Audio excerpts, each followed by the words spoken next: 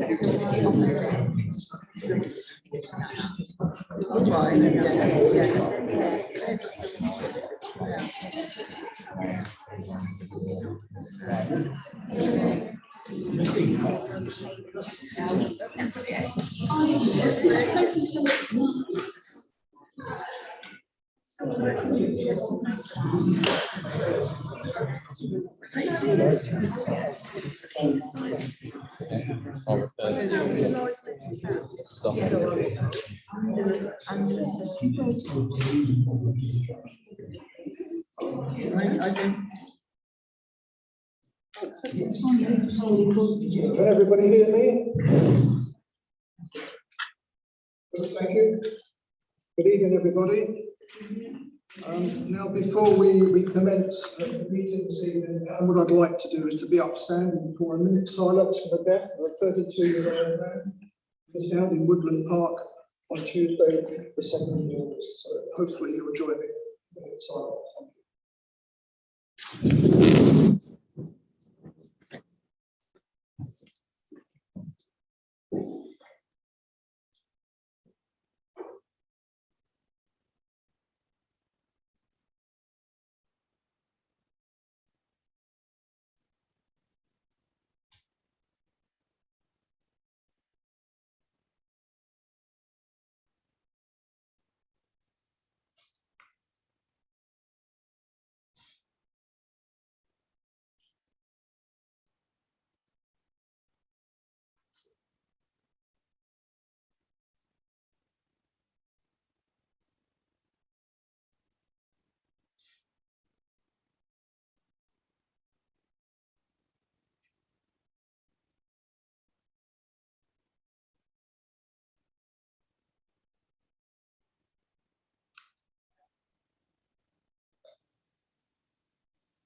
Okay, thank you.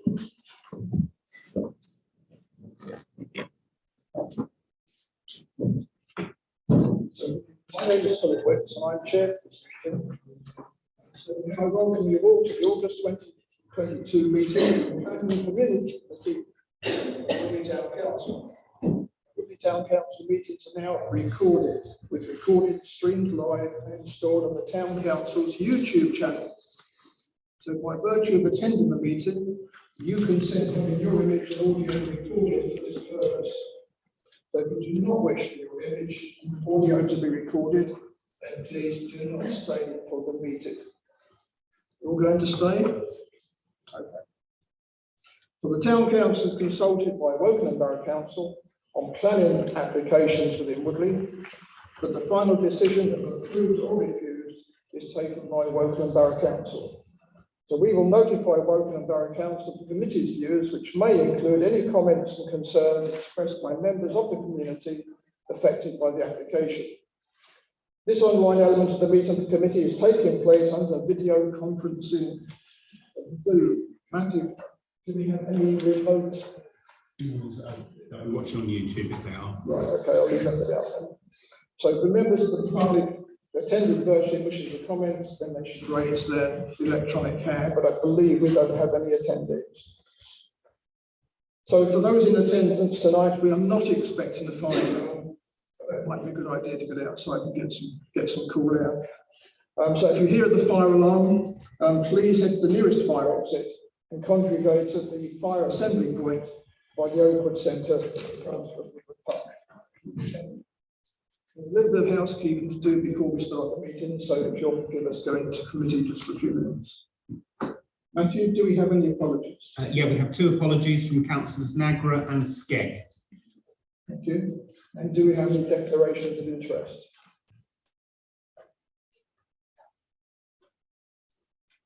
No? Okay. Thank you. Item 3 on the agenda is the active travel route. So I'd like to hand over temporarily, if I can, to Councillor Paul Fishwick. Run through Where would you like this go? Oh, up this end. Oh my God.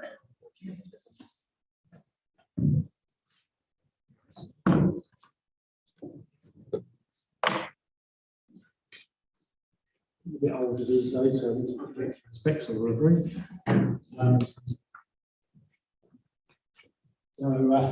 Yes, Woodley Town Centre to Reading. Can you all hear me? Sorry. Can you all hear me at the back? Yes. Speak up a bit, please. Okay, I'll speak up. I'll speak very, very loudly, as loud as I can. Yeah, so firstly, thank you to inviting all of us along from Wokingham Borough to your meeting this evening. My name is Paul Fishwick. I'm the new active member for Active Travel, Transport and Highways, and I spent 43 years in local government in that particular profession before taking early retirement in 2018. So, firstly, why don't people really cycle in this country? There's been lots and lots of studies been undertaken, and it comes down really to the same issue, that they find the highway network within the country unsafe to actually cycle on. And we therefore need to make our network much safer and attractive for people. Go to slide 2. So, as a national context, really, 58% of car journeys in 2019 were under 5 miles. Now, many of those could be cycled if the network was there. Journeys below 2 miles represent 43% of the urban and town journeys in 2019.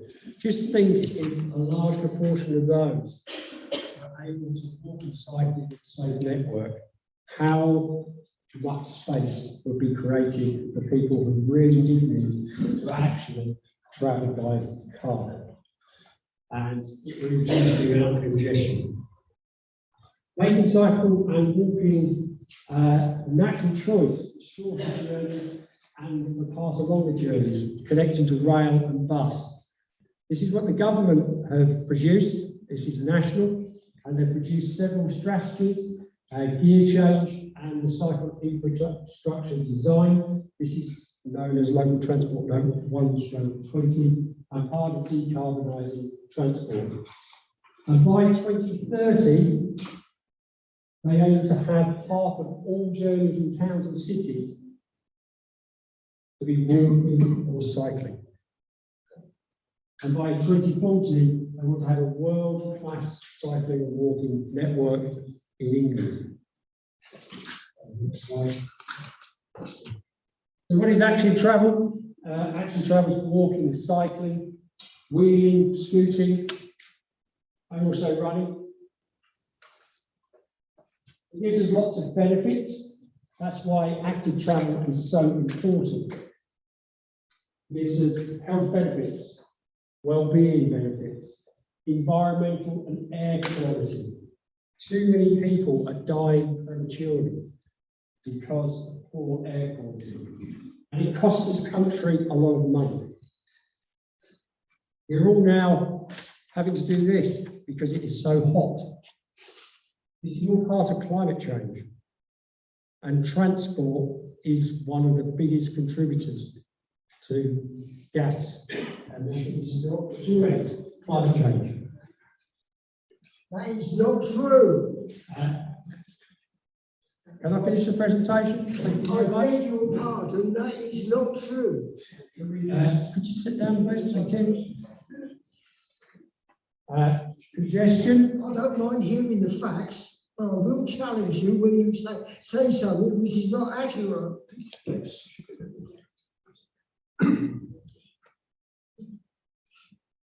So, cycling improves congestion because it takes up less space. Local businesses improve. There's been increases in footfall because more people are walking and cycling to town centres. So, progress and next steps. It all started back in November 2020. Wokingham Borough was awarded £500,000 for the Active Travel Fund. In March 2021, initial consultation on 3 schemes, which are identified in the emerging local cycle and walking infrastructure plan. In July 2021, the findings of the first consultation and a value for money exercise was undertaken, and the individual executive member decision was made to approve that Wokingham Borough and will continue developing the Woodley to Reading active travel route. And in February 2022, second consultation on the preliminary design drawings was undertaken. And I know there was huge objection, particularly to the one-way system at the eastern end. And we have now redeveloped that, and we've now gone out for a third consultation in July, August this year. Next slide, please. So why Woodley to Reading? Department of Transport indicated in 2021 that they would be providing money through the Active Travel Fund.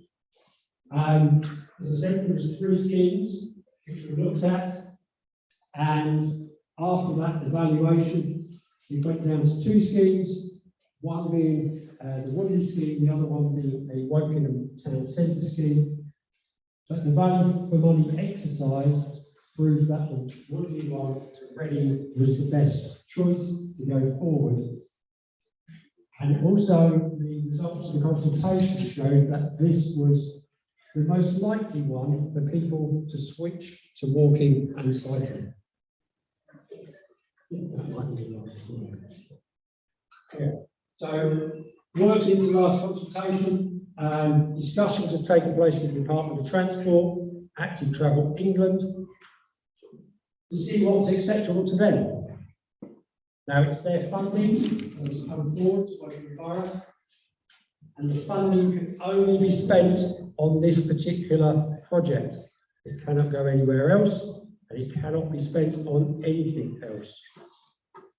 It's not spent here on this particular one. It will go back to Active Travel England to be spent somewhere else in the country.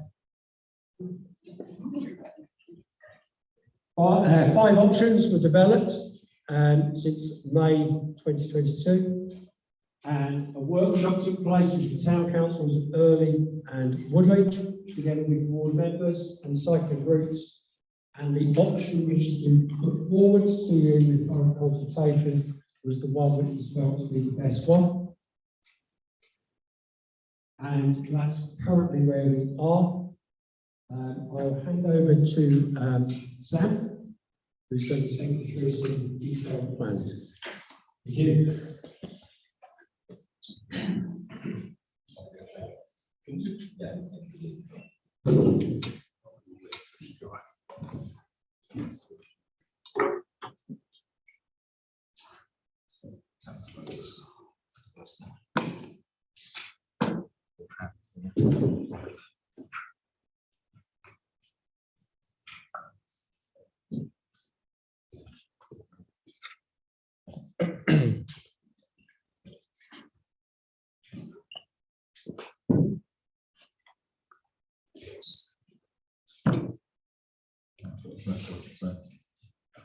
Okay, everyone hear me at the back?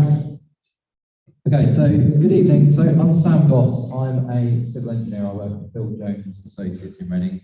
We've been employed by Wokingham to essentially design this scheme. So the one-way option stuff you can shoot at me in a minute. But what I just want to do is just try and get across some of the key points, because I don't think necessarily everything's come through in the consultation that should have. So I'm just going to kind of just explain what we've done in clear, simple terms, and I will try and keep the floor open for as long as possible to try and get into some of the questions, because I think that's where we're going to have the most value. The scheme that I've put on the screen first is just what we inherited from the concept design. So I know it's not overly clear, but Woodley Town Centre to that end, and the 2 key junctions are South Drive and Fairwater Drive. The issue that we had with the scheme when we inherited it was that they were proposing single cycle tracks on either side of the road, which is fine. So one for one way, one the other way with traffic, that's fine. But there were key pinch points on Woodlands Avenue, particularly the eastern section, where you just couldn't fit it in. So the solution at concept stage was just to cyclist rejoin carriageway. So Paul mentioned local transport note 120, that's the guidance that we currently work to. That, can you still hear? Yeah, that's a bit of a no-no. So if we're just going to put cyclists back on the carriageway at key junctions, then we may as well not bother. We may as well just stick with the shared footway cycleways we've got and the conflicts that come with that. So it's about continuous uninterrupted cycle tracks. If we don't have that, then we don't really achieve the objectives we're trying to achieve. So that's a little bit of kind of where we started from. Just to quickly scroll down then, this is the photo of the key section. So this is the sort of bit looking towards House Drive and where it is very constrained. That is the pinch point. That is the really tricky bit where we can't really get it to work. So we considered a number of different things, and this is set out in that option report that Paul said. There's 5 options in here we looked at. And I think what we've got here kind of summarises a lot of what's come back in the consultation. So it's clustered into 5 key areas. And these are the things that we need to consider broadly. It's not just about cycling. We've got the top 3 things are to do with cycle infrastructure design, minimum widths, length of cycle route, that sort of thing. Pedestrian comfort, that is part of active travel. Are we making it harder for people to cross the road? Are we improving it for people to cross the road? All types of pedestrians. Impact on vehicle movements. Street parking, that is a key issue. That has come up time and time again. Are we significantly affecting vehicle routes? Yes, we were with the one-way system. We've also got public realm, so green spaces, verges, trees, that all matters. These designs are about a balance of all those things. And the final thing is cost and buildability. Yes, there's a cost to building it, but there's also the disruption. How easy is it to retrofit? How much is it going to cost? How difficult is it going to be? Are we going to be sterilising people's driveways for a long period of time? So that, I think, is a fair summary of the things that, as designers, we have to consider. It's not just one-dimensional. It's not just about cyclists. It's not just about cost. It's about all those things. And that's come through in the consultation. So that's what we tried to use when we were looking at all the different options. I put the one-way scheme drawing up there just for reference, just so we didn't need to go back to it. But essentially, what that was showing was that yes, we knew we were being a bit bold. We knew that was a bit of a bold move, but there were huge efficiencies in the buildability in terms of the cost. And the key thing to that was that we were keeping 90% of the green space on that section of Woodlands Avenue, which was quite key. So there was a rationale behind it. We did do some traffic modelling. We didn't get a chance to then go through and show the mitigation for that. Antrim Road was a key issue. The consultation spoke before we had a chance to do that. I don't think necessarily the full detail of that came through on the consultation report. So we are where we are. What we did from that is we went away and said, well, how else can we make it work? There's 5 options in that report. That's on the consultation page. It's on the timeline, but it's there, and it gives a good snapshot of the alternatives we've considered against all those criteria about on-street parking, trees, green space, pedestrian movements. It's open, it's honest, it's clear to read. It just says that these are the different things that each option, these are the pros, these are the cons. Somewhere we have to make a compromise. We're trying to retrofit infrastructure into the existing street, and there has to be a compromise of some road space. So having basically gone through those 5 options, Paul said we discussed with the Town Council, Woking Borough Council and Active Travel England and some other key stakeholders, and the preference was to move forward with option 5, which has its compromises. There's no sort of bones about that. It has its compromises, and that is to go with a slightly narrower cycle track on the north side of Woodlands Avenue, starting here at the precinct, and it is to narrow Woodlands Avenue to 5 metres. Now, that is a departure from standard. I've made that very clear. I've not made any bones about that. But the reason for that is to try and leave one side of the road alone. The moment I have to move 2 curb lines, I have to mess with 2 lots of drainage, I have to divert 2 lots of utilities, we lose both green spaces, so it's a balance, it's a balanced decision. So we have proposed the weighting limit. on there. We have proposed the 7.5 ton weight restriction. That is backed up by traffic flows from 21, which show that there are only very, very ad hoc HGV movements down there, and it isn't the primary route to Woodby Town Centre that some think it is.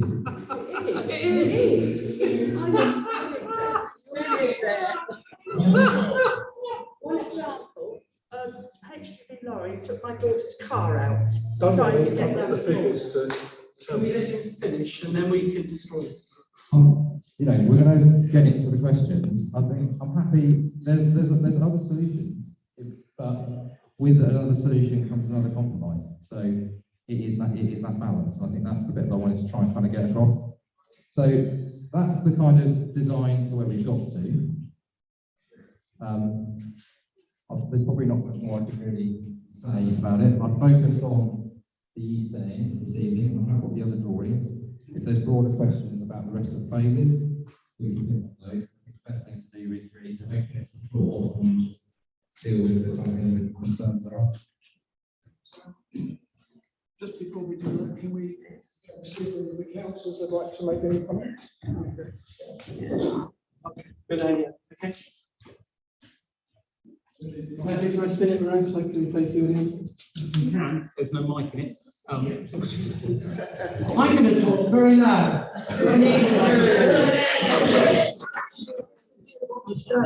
Right.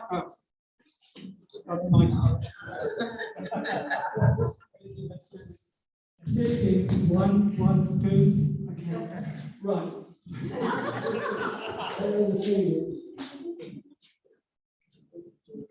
You did well without it, actually. Not for you to make your comments.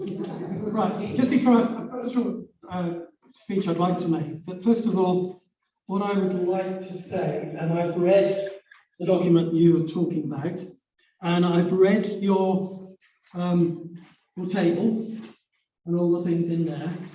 What I couldn't read, because it's not there, is how you got your numbers. You've got numbers in there, which you've then used to give a total set of numbers, which I guess you then used to actually pick the one that you think is the most optimal one. But there's nothing in here to say, why has somebody got 0, and why has somebody got 1, or why has somebody got 2? That makes that table, for me, totally irrelevant.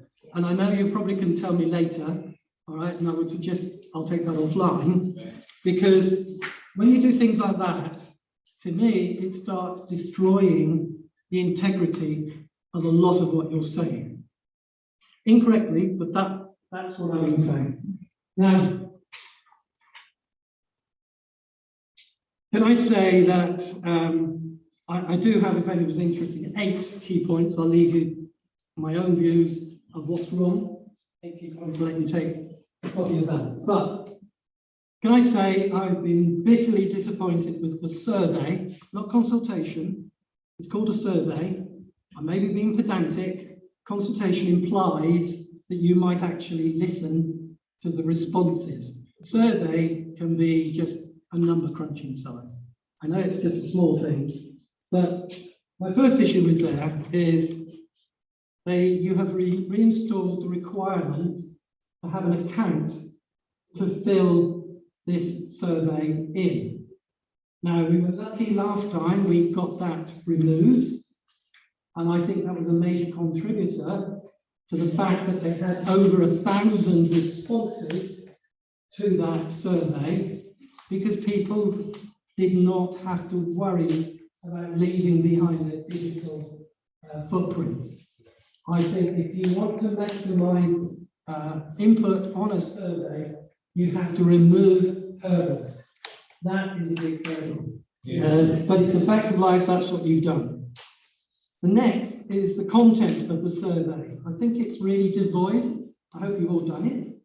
But I think it's very devoid of options. You know, well, the first survey had several options, specifically around the one-way system. You could say whether you liked it or you didn't.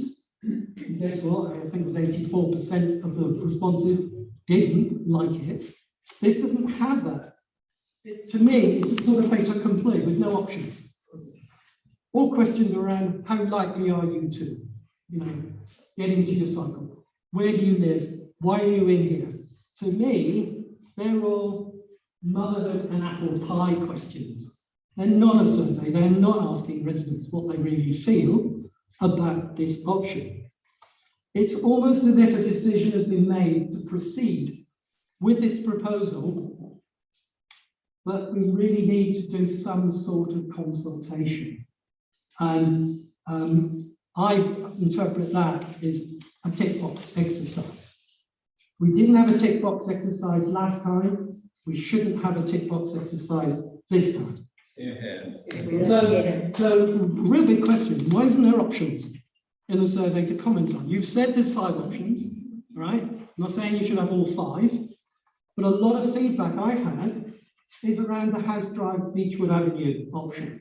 The vast majority, my gut feel is the vast majority, if you put that even in this survey as the one option, you would get a massive positive response. And the benefits of that, there's a few. First of all, you don't have to remove the roundabout at House Drive. People are already saying that all you're going to do is exacerbate the queuing that's in there in the early morning, rush hour. Queuing will get worse. The road widths, you mentioned the below standard, and I give you credit to being honest about that. But House Drive is 6 meters and Beechwood Avenue is 6.2 meters. Even if the option is put forward, you're still going to have a full road. All right? It seems obvious to me. Compare that with the reduced width of the Woodlands Avenue eastern section. We're going to have a 20-mile-an-hour zone. The 20-mile-an-hour zone is there because all speed limits have a recommendation for the minimum width of a road. Because it's being reduced so much, you couldn't have a 30-mile-an-hour zone. It has to be a 20-mile-an-hour zone. That's what you have to do. The ACPO, Association of Chief Police Officers, have a general guidance that says any 20-mile-an-hour zone has to be self-enforcing. Police aren't going to enforce it. If they don't enforce most of the speed limits now. But if they have a stated aim that they're not going to enforce it, the 20-mile-an-hour zone is just inferior to me. That has a knock-on effect. That's why you've got to have the HGVs. You can't have them there. And I've been told, reliably told, Iceland and Waitrose use that as a main delivery route. And frankly, I will do anything to protect, particularly Waitrose, because it's one of the core anchor shops in Woodley and makes Woodley so successful.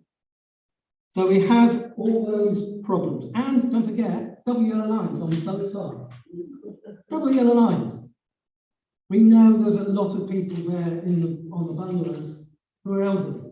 They have a lot of traffic coming care, for instance. They have care, they have delivery, they have a lot of people who come. You might not see it, but they're parked out in the road. Now they won't be able to. All right?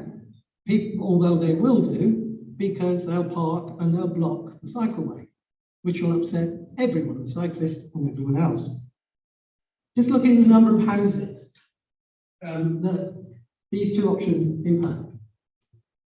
The option to go to a House Drive and Beechwood Avenue directly impacts, i.e. it goes outside their houses. In House Drive, 13 houses, 13. In Beechwood, 23, but you could argue because there's a big leg and a massive green verge, it's not 23 because it's sufficient distance. Have a guess the number of houses on Woodlands Avenue that are impacted. 101. 101. So let's make sure we maximize the impact on people. Let's say upset 101 people rather than 30 odd. But as I said, this option is not available in the survey or consultation. And I think it's a shame because these are the ones that residents would like to comment on, both of them, which is the most appropriate. Now, I'll finish off now. I absolutely, I think you guessed, do not support this proposal at all. And the council should put the Beechwood Avenue and the Woodlands Avenue, the two residents, and let residents make that decision. Because it's the residents who are living with the outcome of the decision, not officers. It's the residents, and the residents should have a much better say in all of it. Now, after all, by including the Beechwood Avenue option in the possible options discussions, you, as officers, actually undid what consultation 1 said, that was not a viable option. We were told that was not a viable option. We never even had a design. Now we have, so good credit for you, you put it in there. But you need to accept that the Beechwood House Drive may not be the best technical solution. But sometimes the best technical solution is not the right solution. The right solution is what residents want and what they need. Thank you. Do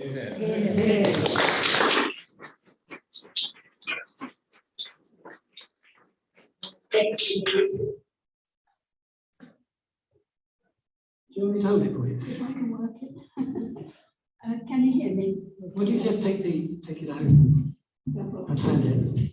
Right, that's better, isn't it? Yes. All I wanted to say, Mr. Chairman, was that I'd rather hear from the residents first of all, because as councillors we often have a forum in which we can put out and discuss things.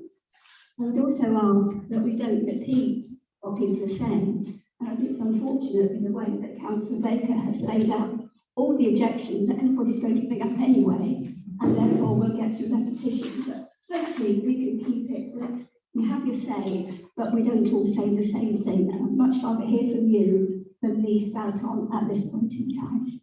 Thank you.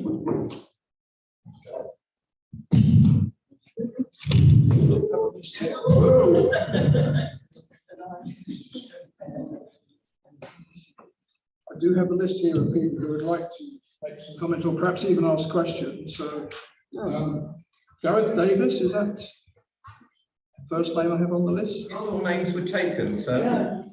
Only if you were actually the other thing. Oh, sorry, The planning. Right. So, active travel route. Who would like to introduce who you are? Can I just say to everybody, can we please keep the time down? And can we try not to repeat what everybody else has already said? First of all, can you hear me? Yeah. I want to start by stating, I was at the February meeting and I spoke, and I just want to reiterate, while I'm a director of a transport planning and infrastructure consultancy, I am addressing the meeting as a member of the public who regularly uses the highway as a pedestrian, cyclist and driver, as well as representing friends who live along Woodlands Avenue who can't be here because of a holiday. First of all, I'll talk about the time of the consultation. Like the first consultation, which was undertaken during February in lockdown, this has been undertaken during July and August. As someone who spent 35 years in the transport plan highway industry, you're categorically told not to do consultations during July and August when the majority of people are away, unless you are deliberately trying to reduce the number of comments coming forward. I'm having to paraphrase phrase this, but first thing I want to say is about the road width. Quite interested in this, and thank you for the officer for admitting that there's a reduction in standard. Wokinham's own design guide says a through route should be at least 5.5 metres to 6.1 metres in wide. And the through route links to like shopping centres and the like. I think we all would agree that Woodlands Avenue is a through route. However, they want to reduce it to 5 metres, which their own design guide states is for residential cul-de-sacs and on-through roads. When I queried this in the response, which I only got back on Friday because I myself going away on leave, I was told their design guide only applies to new roads, not existing roads. So one all for one for the other. I've also managed to get hold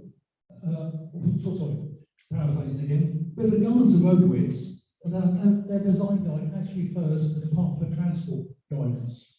Manual streets 1 and manual streets 2, which they follow. That shows that 5 metres is the minimum width for a car to pass the car. Not a van past the car, not an emergency vehicle past the car, not a lorry past the lorry. That is why they were putting the 7.5% weight restriction and putting WA lines on the road, because it is not wide enough to accommodate the traffic flow it should take. I also managed to get from Wokingham a traffic survey showing the vehicle flows, which was mentioned along Woodlands Avenue East Street. And the flow was 5,730 vehicles a day. As the officer just said, he said this doesn't show it's a principal road, or a main road, or not a through road. Well, you can do a little bit of research, right? Using the DMT website, and you find out that roads in the vicinity of Woodley, i.e. the A321 Walkway Road in Twyford, has 6,321 vehicles a day. The A321 between Walkway and Henley has 6,000 vehicles a day. Very similar flows. They are A roads. A flow of 5,730 vehicles is a principal main road. Now, I've also been told that it is a residential street. Again, 5,730 vehicles is not a residential street. The evidence base produced by the Department of Transport by the TRL into Mansfield Streets was based on residential roads with flows up to 2,000 vehicles a day, which equates to about 300 houses. So, Woodlands Avenue Eastern End has flows 286% higher than what a residential road is. It is not a residential road. I'll also talk about the western side of Woodlands Avenue, and there's actually the FT figures there, which show in 2019 that took 10,500 vehicles with 71 HGVs and 809 light good vehicles. As been said, that makes sense because it's a link to Woodley Town Centre. The officer said there's Wokingham survey in September showed only 4 HGVs going on the east end of Woodlands Avenue. Where do these vehicles disappear? They're not all going down Hammond Drive, Fairwood Drive, all have children at Bullrush. I do not believe the figures for HGVs down the eastern end of Woodlands Avenue. I'm also concerned, I'm representing, about visibility out of the driveway on to Woodlands Avenue. The response I got from Wokingham is it's a residential road and the highway code says you should always reverse in and drive or forward. And if you drive or forward off your driveways, there'll be no problem. So I don't know how practical it is for the residents of Woodland Avenue to all manage to drive off their driveways in the forward gear. But the nut of the measure is the highway code. The highway code only refers to reversing off the main road if you can. So what is it? And the response I'm Wokingham, one minute it's only a residential road, next it's the main road. It can't be both. What it seems to be is that the officers are cherry picking national guidance to suit their need and not following their own guidance. If I was designing a new road in Wokingham with 5,730 vehicles, it would have to be between 5.5 and 6 metres wide. But when you've got a road where you know the flow is 5,730 vehicles, we're being told it reduces the width of the cul-de-sac. That's not logical to me. I'm nearly finished. Some more important points to Sure, cover. other people would like to raise some questions. I think what's really important. Making good points. Yeah. Yeah, we want to hear him. Thank you. Yes, we want to hear him. Carry on. Again, as with the earlier proposals, no statutory road safety audit had been prepared for proposals. The response I received from the officers at Wokingham was a stage 1 road safety audit was undertaken on the previously consulted preliminary design drawings and is currently being finalised. For the eastern section of Woodlands Avenue, which has been amended following comments from the previous consultation, a stage 1 safety audit is currently being commissioned. So, the road safety audit still has not been prepared and through 2 consultations still not been made available to the public. What are the safety implications of proposals the officers do not want the public to see? The proposed drawings do raise serious concerns for example, with our swept past of vehicles at junctions, crossing locations, bus stop access and lay-by removal. I've also turned that LTM 120 and the 20-mile-per-hour speed limit. With regards to 20-mile-per-hour speed limits, Councillor Baker has made some very good points. What is very interesting, people may be aware that Parliament has recently approved legislation to make a default limit of all urban roads 20 instead of 30. There were several trial areas in Wales. One was in Seven-Side and Monmouthshire, where the councillors voted last week to increase their food roads back to 30 miles an hour. Why, you ask? Well, data show that journey times doubled, congestion increased, bus timetables were seriously affected, and air quality became worse. Also, the local population remained open with revolt. They accepted 20-mile-per-hour limits of residential road, but not on food roads. With regards to cycleway, DFT data already shows 600 cyclists use the existing cycleways across almost playing fields, which equates to just under 250,000 cyclist movements a year. In the 3 years, from 2019 to 2021, guess how many accidents involved cyclists and curled down Woodlands Avenue? 2. Both were on the carriageway. One was involving a pupil who was overtaking cars in the middle of the road. So it's got nothing to do with the cycleway at all. Also, there were two, as I said, there's 2 adjacent cycleways adjacent to Woodlands Avenue and the playing fields, and one between Pitts Lane and Rainstone, adjacent to the allotments. The latter being fully LTM 120 compliant, as there are separate tracks for cyclists and pedestrians. If this was properly maintained, had adequate lighting, and given its on desire line, more cyclists would use it. It would be interesting to know if the consultation officers had been Active Travel England over the scheme. They made Active Travel England fully aware of perfectly compliant cycleway being available, which is underused solely due to lack of maintenance from the highway authority. And this comes to my final point. If people want to cycle, they will. You have to be committed to cycle to work, but for the significant majority, this is not practical. LTM 120 was a result of Boris's gear change document. It's basically a rewrite of the TfL design standards. What works in central London does not work in the suburbs. You only have to look at the LTM compliance scheme in Surbiton on the A240 Tolworth Road. I took a survey recently and saw no cyclists using the scheme, and still cycling were reduced to the carriageway. When I asked cyclists why they were not using the scheme, the response was it's not suitable, too many crossing points, too many crossovers, conflict pedestrians, it's safe to stay on the road. As a cyclist, I fully agree with, these fancy schemes will not increase cycling use, just frustrate motorists and cyclists alike. People will keep fit how they would like, but the provision of the cycleway is not going to change the mode of travel for the significant majority of the population.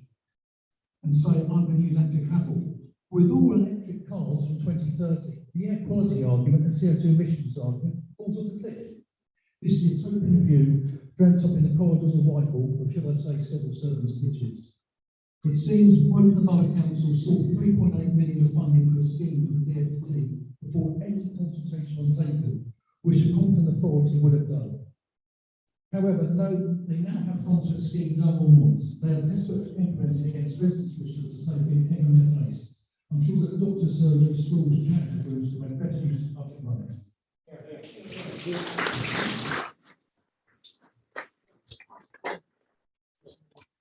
So anybody else would like to, Major Oliver.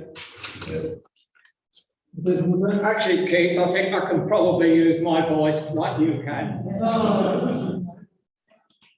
There are many good things about this scheme. Unfortunately, there are many which are not so good.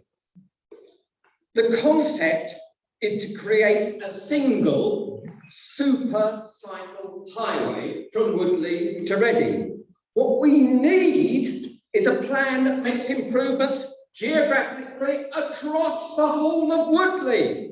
That would give a much greater impact, a much greater benefit, and much greater success for the stated objectives of this plan. But may I concentrate on the Woodland Hill, which is where I live. It, as we've heard, sees a lot of through traffic. 5 meters is not safe. You may be aware that cars have got wider. A Land Rover Discovery is 2.69 metres. Luton vans are within 7.5 tonne. Guess what width they are? 2.5 metres. Try them coming in opposite directions along this road. They won't. It will happen sometime.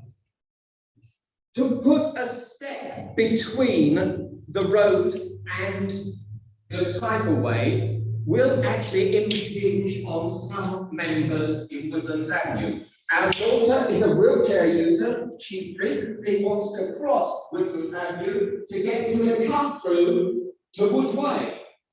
That will impinge on her. It says in the analysis that it won't affect people like that. It will. Beechwood Avenue is, well, no, let me make the point about your last meeting. Your last meeting, this planning committee had talked about the problems with cyclists going through the shopping precinct. What we are now looking at is a proposal to channel cyclists down to the end of the shopping precinct. But what about people coming from Butts Hill Road and Howth Drive? Are they going to cycle up, get off their bikes, walk through the shopping precinct, and then get back on at the end of Woodlands Avenue East? I think not. So, what about Beechwood Avenue? It's been mentioned. When I first heard about this, I walked up and down Beechwood Avenue. Cyclists at the moment have to dodge a lot of cars parked there. However, if you measure the width of the drive, the grass, and then the pavement, a lot of the verges are 4 metres. You could fit in a 2.5, not a 2.3, a 2.5 cycleway on the north side of Beechwood Avenue. Or if you prefer, you could have a single one on either side.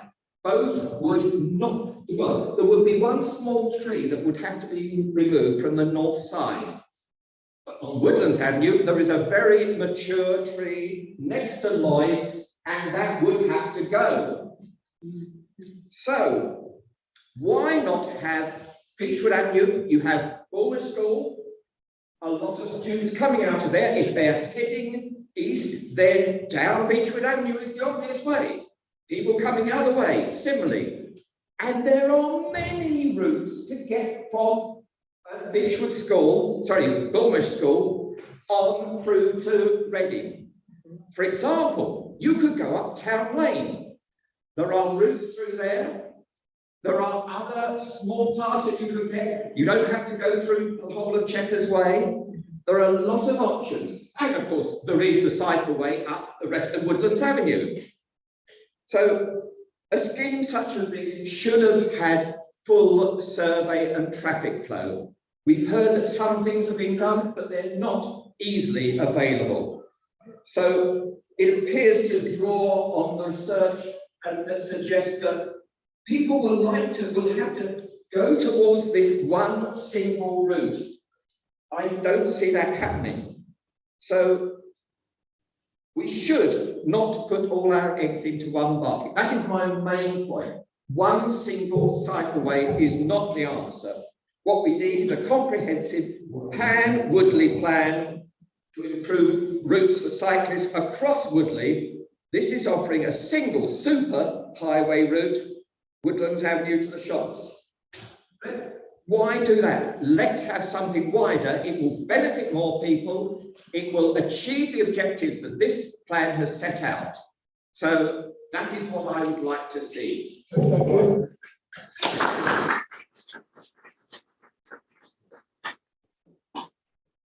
Right. Right, for a start, can anybody tell me how many cyclists go up and down Woodlands Avenue a day? 2. And I watch them every day.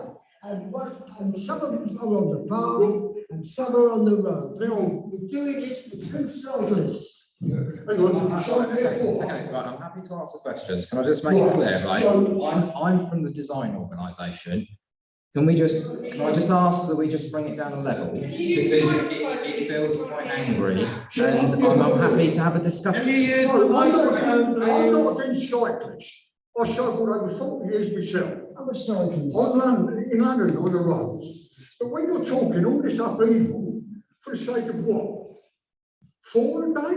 Half a dozen a day? What about the people when they go through there with their scooter?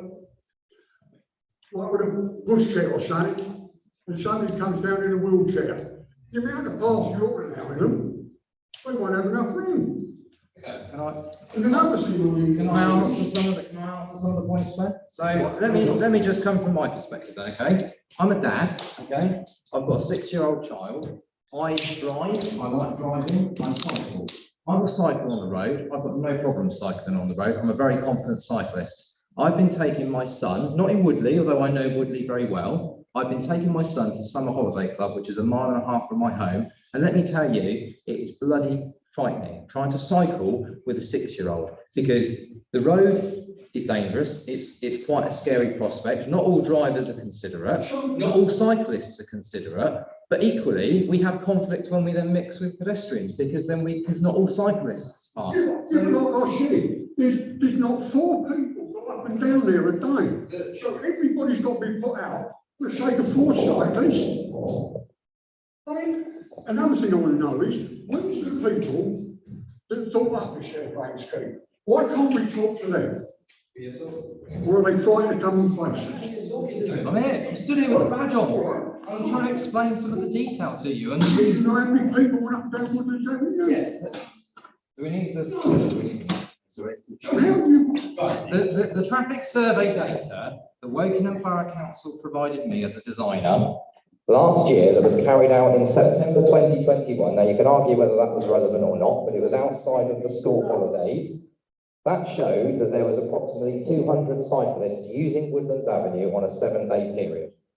So that's the answer. So that's 7 days. So that is 7 days. So that is There was 2 locations that were surveyed. One was between I can't answer the question if you're just going to shout at me, can I? Can we have a daily figure? 7 days. Well, Chris, you just quoted 5,500 and 10,000. One's the western end of Woodlands Avenue from the DFD website. The other is what Woking have given me. So it's 5,500 between Howard Drive and Woodlands Avenue. It's 10,500 between Bournemouth and Church Road. Bournemouth to Church Road has 600 cyclists a day using the cycleways. That's not DFT figures, that's publicly available. But now what you're saying is you're twisting the figures to say 200 per 7 days. Because I am not twisting figures. I am twisting figures that I remembered in my head. I am twisting things no more than you have tried to cherry pick things in your lectures. So if we're going to be fair about it, let's be fair, okay?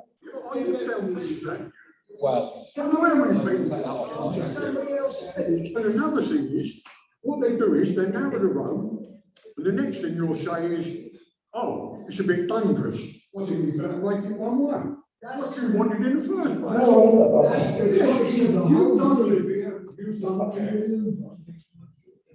Look, as I said, I'm a designer, okay? I understand this is quite politically charged. This is going far, far wider than, in my opinion, than this scheme. It's very loaded with politics. I'm happy to listen to options. I can only go with what Wokingham asked me to do and what they instruct me to do. I think, to be fair, the comments that have been made about Beechwood Avenue are good. I think Chris's point about Beechwood Avenue is fair. But what hasn't been mentioned about Beechwood Avenue, if we're going to be clear, is that the route needs to go along House Drive. And for it to fit along House Drive, you need to remove the parking in the laybys on House Drive. Otherwise, the cycle scheme won't fit. That is the elephant in the room. That's covered in that report that I've been quite open with. So I'm happy to consider, subject to Wokinham's instruction about that, but it isn't just looking at Beechwood Avenue. You've got to look at the House Drive link as well. They all have drives on House Drive, the park. I live right opposite the end of House Drive. We're taking away parking. That's all we've got. We've got nothing else. I live in that lay-by. on House Drive, they've all got driveways. We don't have them. They do have driveways, and but I can tell you, well, maybe the town council can advise whether they would support the removal of parking, but I can guarantee that there's some members that won't support the removal of parking on House Drive. I think the point is that every point that people raises is coming from their own perspective, and I get that. You know, there's people concerned about parking, there's people concerned about safety, there's people concerned about green space, but for every single person's concern that I address in the design, I can easily address Woodlands Avenue East. I can say, fine, we'll lose the verges on both sides. It's done, it's easy. We can have a 5.5 to 6 metre wide carriageway, the cycle track can go in, everybody's happy. But the problem is not everybody will be happy, because I'm then going to have complaints of people going, well, we don't want the verges lost. That's a nice bit of amenity. It's ruining the street character. So we can't tick every single box. And I think that's what I've tried to communicate in that options report. There's another, that's all right. Can you hear me? Thank you. My name's Adrian. Chris knows who I am. Keith knows who I am. I will be upfront and say I don't live in the local area, but I cycle through here regularly. I may be the one person a day that Chris spots. I don't know. I think, though, as a user of the road, who we're talking about here, the resident of the borough, I do get a bit of a say. Apologies for my crashing on town council meeting. But I cycle up and down Woodlands Avenue quite a lot, Church Road, a lot of the roads affected by this scheme. I'm regularly quite frightened to do so, although I am brave, I've been cycling my whole life. I also wouldn't cycle with young children up there. There's been lots of good points made with passion tonight. I think it's really important we're all respectful. There are lots of different views in the room, pros and cons to this sort of thing. I think when there's this level of disagreement, it's quite helpful to move the conversation up a level or two, find something we can agree on, and then come back down and find out where the specifics of what we disagree on. Now, I know there are some people here who don't agree with any improvements for cycling. I know, no, I'm not blaming everyone, I'm not casting everyone with that, no. But I know there are some, because I've had exchanges on social media with them and so on, they think everything's fine. Trust me, it's not fine. I speak to loads of people in this area, I'm after Woking, who simply will not cycle because they don't consider it safe. Or they'll give it a go, because I persuade them to do so, and the first time they get close past by a lorry or a truck or a car, they stop. So can we all agree that we need to do something to improve cycling in the local area? Yeah? No, that's good. So if we all, let me talk. If we all agree we need to do something to improve cycling for the cyclists, and there's all sorts of good reasons, climate change, whether you believe it or not, air pollution, reducing congestion, fewer cars at the far end, physical health, all sorts of good reasons why we need to do this. And we need to get around the borough. Some of us need to get through Woodley, some of us need to get from Woodley to Reading. Importantly, it's not just Woodley to Reading, and fantastic point you made it. There needs to be a network of routes. There is a network proposed. It's out for consultation at the moment. Have a look on the council website. And this route connects to part of that. There's a route coming out of Tottenham Road. It goes into Woodlands Avenue. It's one of the reasons why that part of Woodlands Avenue is quite important. And then there's routes that go off Church Lane, off to Reading, and off towards Twyford, and other things as well. And so you can't just put an A to B route in and say that's it, job done. A to B needs to connect to C to D and so on. And this route does that at the moment. So hopefully, again, that's something we could all agree would be a good thing if we go on the other issues. We then get to the specifics of the route, the width of the road and everything else. A lot of concern about the volume of traffic, how few cyclists there are, and everything else. Well, I'll tell you, if you're worried about the volume of traffic now, wait 10 years, it's going to be much worse. How do we overcome that? We get fewer people driving, and those who want to, can, walk and cycle. And then, the traffic will evaporate. It's happened all over the place. Okay, you may not agree, right? You might reach the point where some people disagree with me. Some will agree, some won't. If you're worried about the number of cyclists, well, there you go. What a surprise. Nobody cycles. Why don't they cycle? Because they don't think it's safe. And there's loads and loads of statistical data, and I see people all the time who won't cycle because it's safe. So if we want to improve all those things, and we want people to cycle, we need to make it safe. If we're going to do that, unless we flatten Woodley and start again, don't think anyone would agree with that. Maybe somebody would. Unless we do that, we've got to find a compromise. This is a compromise for everybody. I've commented on this route as a cyclist. there's things that I hate to go away, but I can see why they've been done. They need to let mature trees, we need to keep it on one side of the road, all sorts of things I don't like about this, but it's a compromise, it works for me, and I think everyone needs to compromise. If we're seeking those bigger benefits that we're looking for, say, I'm not a resident, I cycle through here all the time, those are my views, take it or leave it, but there's plenty of other alternatives. I think it's very important to have views on the other side. You know? So, can I take somebody in the back? Yes, then take another one or two, I think. The only reason they get out there, Charles, is when they can't afford to run. My name's Anne. I'm the. Okay, right. My name's Anne. I'm a community responder for Woodley, so I respond for South Central Ambulance Service to this area. This is my local area. I am really concerned about the narrowing of the road. Some of us responders, like my team, I'm the team leader, respond in our own vehicles. Sometimes we use marked response cars. The average ambulance is just under 2.9 metres. If God forbid, a cardiac arrest or something happens on Woodlands Avenue, you're going to have 2 response cars, possibly 2 ambulances. If there's no ambulances available, because now everybody knows the NHS is really struggling, you're going to have armed response. I'm also concerned for the residents. What about fire brigade vehicles?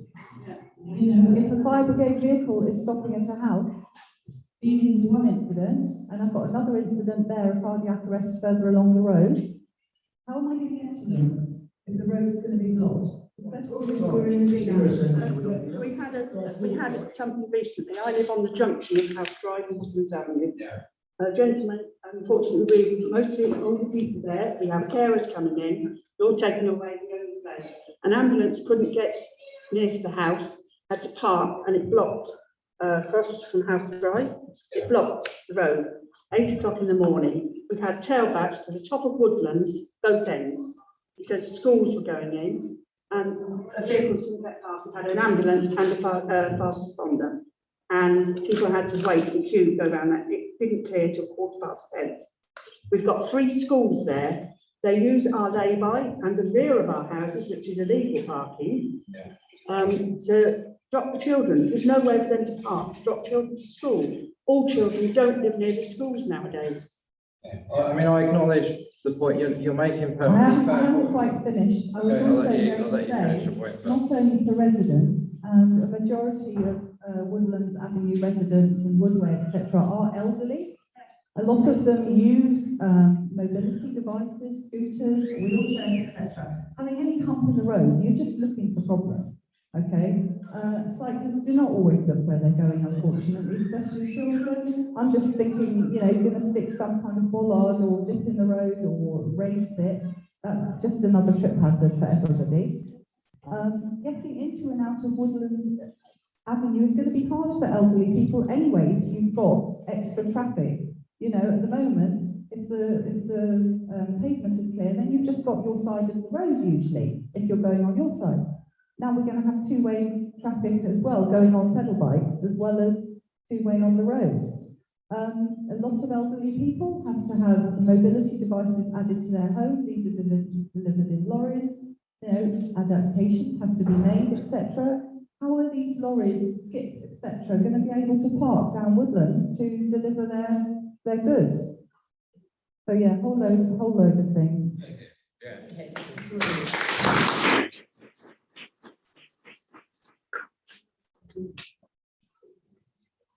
I think the problem is that the way you presented the schemes tonight has generated disagreement with yourselves. You keep on pursuing Woodlands Avenue and you haven't put forward a good reason why it should continue to be on the board. I can remember back to 1968, Hugh Will, having a discussion with the county surveyor when he had to bypass the shopping centre, and he put in Lytham Road. And I said, that's a terrible junction to him. He said, don't worry, sometime in the future, somebody has sorted out. And nobody has ever sorted out the Lytham junction. If we accepted that Woodlands Avenue is not on, and I think that's the general consensus of everybody here, then you move on to places like Beechwood, and you've got to think a lot about Beechwood because there's a lot of parking down there. The reason there's parking is there's terrace housing there, and terrace housing doesn't provide drives, so people have to park. So you need to move on from hammering Woodlands Avenue. You haven't solved it. Lytham Junction is still terrible. Come down in the evening, if you stand there when the schools turn out, there's a bit of cycleway goes past the sports centre. Yeah. And see the number of cars are parked in the cycleway who are picking children up from school. So it needs a proper scheme, but I think you need to accept you've got to move on from Woodlands Avenue unless there's something that all the people in here don't understand.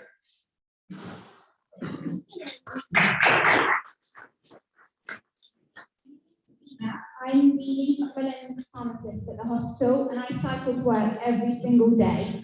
I completely understand the argument for Woodlands Avenue, and Beechwood Avenue would be a perfectly suitable alternative. I think you should, as the council, should seriously consider using the cycle lanes that are already there up from the Bournemouth Leisure Centre to Church Road. It's perfectly adequate if you could just separate out the pedestrians and the cyclists. I cycle up the cycle path every single day. I have no problems other than the curbs because the cars don't stop. So I have to turn over my shoulder to make sure no one's going to turn into me as I cross all the roads along there. It's perfectly fine if you can just segregate it, and especially when the kids go back to school, they walk 4 along. But if it's clearly separated, then that can be perfectly adequately to be used. And I know this plan is long term, but in the meantime, if you can just optimize what's there, it does work.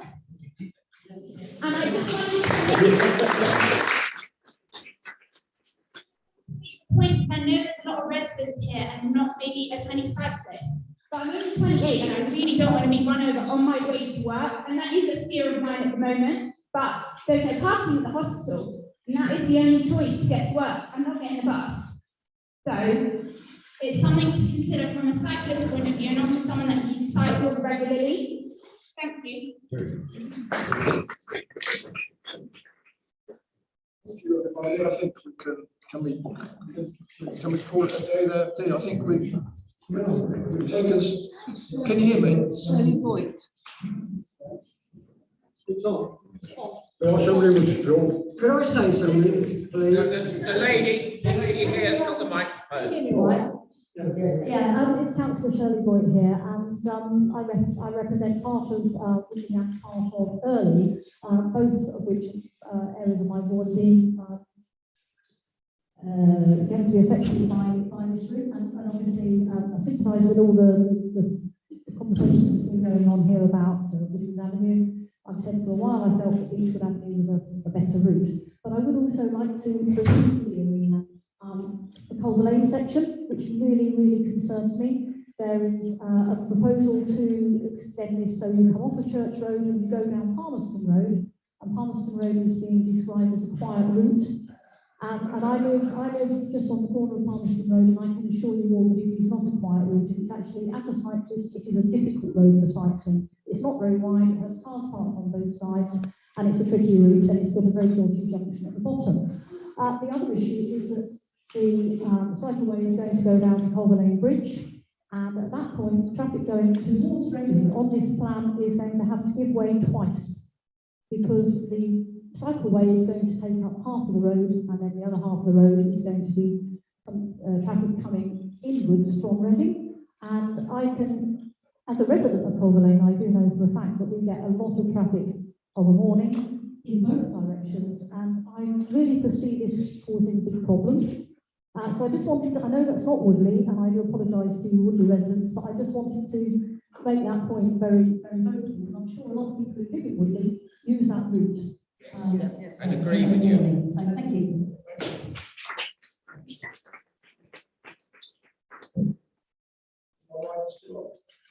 So the gentleman in the blue t-shirt has been putting his hand up 18 times to say something. My name's Lee Graham. I live in Southlake. I'm also a transport manager, driver trainer. So I've got some experience in this stuff. I would like to thank Adrian, what Adrian's points have made about safe cycling. But I think, I don't think about it completely in the right way. But I think the principle of being able for my children, grandchildren I haven't yet met, and the great-grandchildren I might never meet, I think it's important that they are able to safely get from A to B, and I think, I can't imagine anyone here would disagree with that. Taking your point about the pavements, it does strike me that the highway code this year has gone through a botch change. It is a botch. To actually make road junctions where drivers are physically forced, road markingly forced to give way to wide pathways like we have on Wokingham Road, it's not far from here, and we've also got Woodlands Avenue, would actually be a very, very cost-effective way of using some of the infrastructure we have got, rather than necessarily building lots and lots of cycle lanes. I think where cycle lanes are built and they're good and they're well used, they're very valuable. Where a cycle lane is built and they're rejected by the cyclists, they actually create more problems for the cyclists, more danger for the cyclists, and for other road users than if they weren't there. So that's why we have to be very careful. I'm not at all opposed to the idea of the cycle route coming through here, using the existing infrastructure along the former end of Woodlands Avenue, and it does strike me as seems to be quite common that the alternative route, House Drive, Beechwood Avenue, does seem to be, on the face of it, a more logical route. But that's it. I've got more to say, but I'm not going to because I know you're short of time. Thank you very much.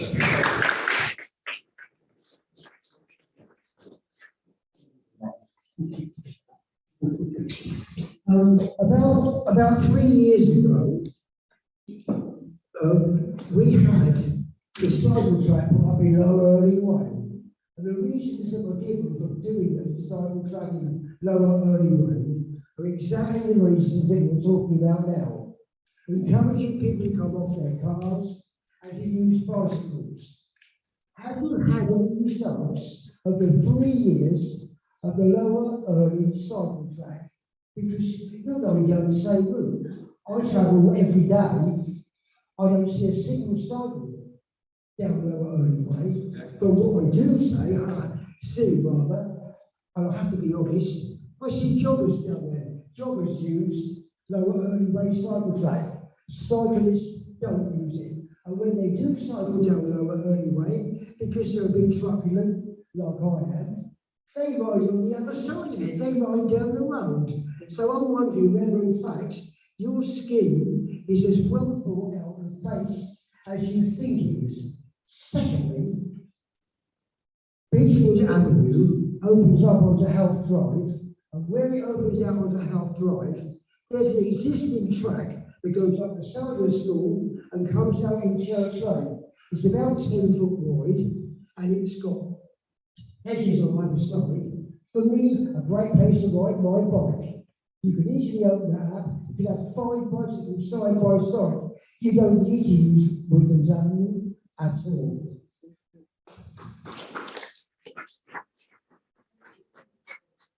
I'd like to call on just for the time being. Have we got anybody else on the committee? We have one more. Oh, sorry. I'm Kate Gilder, I'm the Southlake Town Councillor.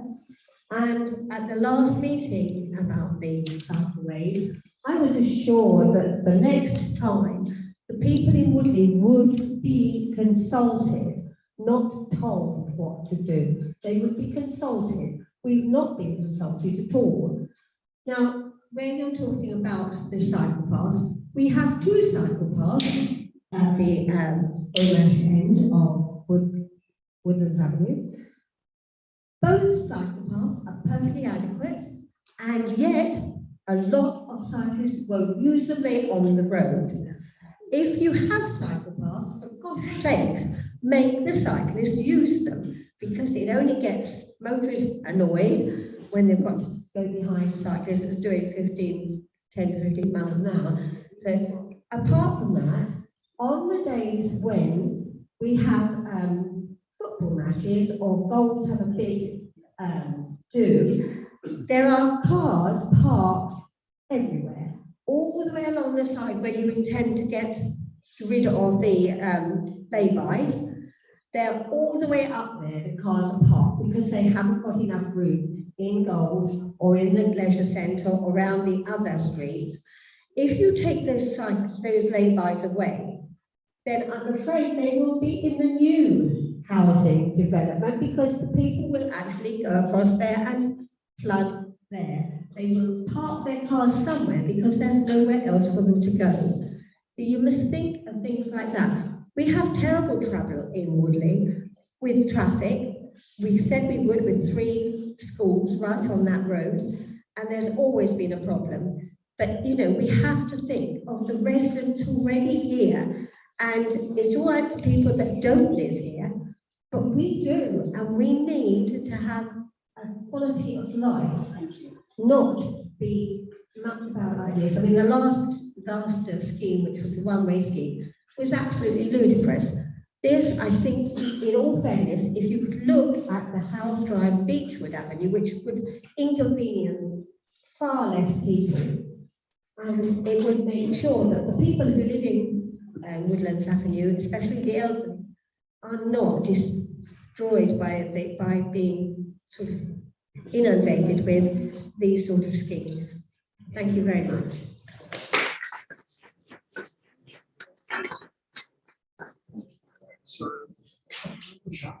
Could I just do, it's not scientific, all right, but it might help you.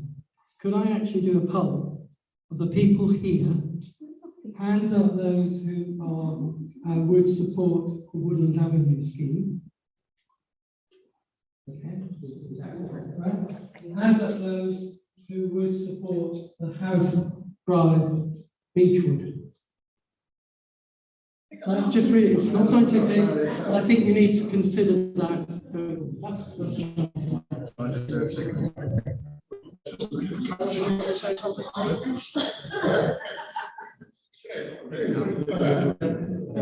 Can I just say one thing, please?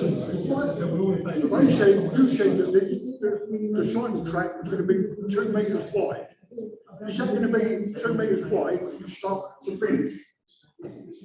The current proposal is 2.5 metres wide and 2.3 metres wide on the Woodlands East section. It doesn't go down to 2 metres. So it varies. 2.3 on the east section to House Drive, and then beyond that is 2.5 consistent. Because then, I mean, if it's going to be like that all the way through, that's one thing, but otherwise, people are just doing that for the sake of taking a piece of road, which ain't going to do no good for no one. Thank you very much. I said right at the beginning, I wanted to hear the residents, because you do need to have your say. As councillors, we often have a forum that we can talk about these things, etc. And it's very obvious before the meeting started that Woodlands Avenue is not the favoured option. Hands up. Saying, is Beechwood Avenue a good idea? How many people are here from Beechwood Avenue? None. Because Beechwood Avenue residents are part of that consultation. So to ask, is Beechwood Avenue okay, is actually going to be a very one-sided question. No, we haven't had any consultation. I've come because none of my neighbours are on the internet or anything else. Know nothing about it. I think that is a big issue. Yeah, it is a massive. I'm a councillor in the South Lake. I'm also a cyclist. I use my bike or I use my car. And I've been knocked off my bike several times. I find that every time I'm out, I get back and think, Councillor Gilder reckons that those cycle lanes are okay up Queen's Avenue. She should try the right-hand one on the Addington side. It is dire because of the moves. Anyway, what I'd like to say is obviously I think we need to look at the Beechwood Avenue House Drive option. And I think that needs to have serious consideration. I'm a bit more concerned about going up the other end, the top end, because the proposal will actually take out some lay-bys that people use, not for parking outside the houses, but for using the facilities, the open area. We've got a perfectly good cycleway on the left, but it has to cross 3 roads along the way. And I think the lady going to the hospital said, you have to do that as you're cycling along to see who's going to turn left and cut you off. We need cyclist priority on that cycleway to get across there, and pedestrian priority. It's not just about cycling, it's about pedestrians as well. So the top end of Woodlands Avenue, let's use the existing cycleway on the left and improve that. When you get up to Church Road, the idea is to go down Palmerston Avenue. We all know that's where that one. Go down there at speed. There's parked cars. You get confrontation all the time, people not giving way. My suggestion is that you turn left on the footpath, which is a shared footpath for cyclists, and turn right down Anderson Avenue. And if you know Anderson Avenue, you'll know it's a motorway. So, very few people or fewer people use that. The other benefit of Anderson Avenue is that if you turn around at the end of Anderson and look back towards the railway, you'll see that you could link to Maze Lane very easily, very quiet road. And from Maze Lane, you can reach the Woking Road and the infrastructure there. So I think, to me, it's a given that the Beechwood Avenue one is the one we should be focusing on. And look at where the problems are and try and deal with them. And I think Beechwood Avenue residents now need to be involved if that's an option. But we need to look also at the top end of the avenue and do that. Thank you very much.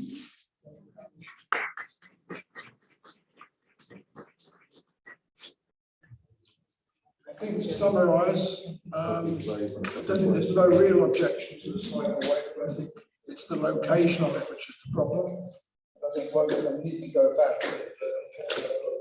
Sam, did you want to say a few words at the end? Yeah, I will. I'm just going to say thank you really for people's input. I know it has been a bit fiery, so I understand why it's been a bit fiery.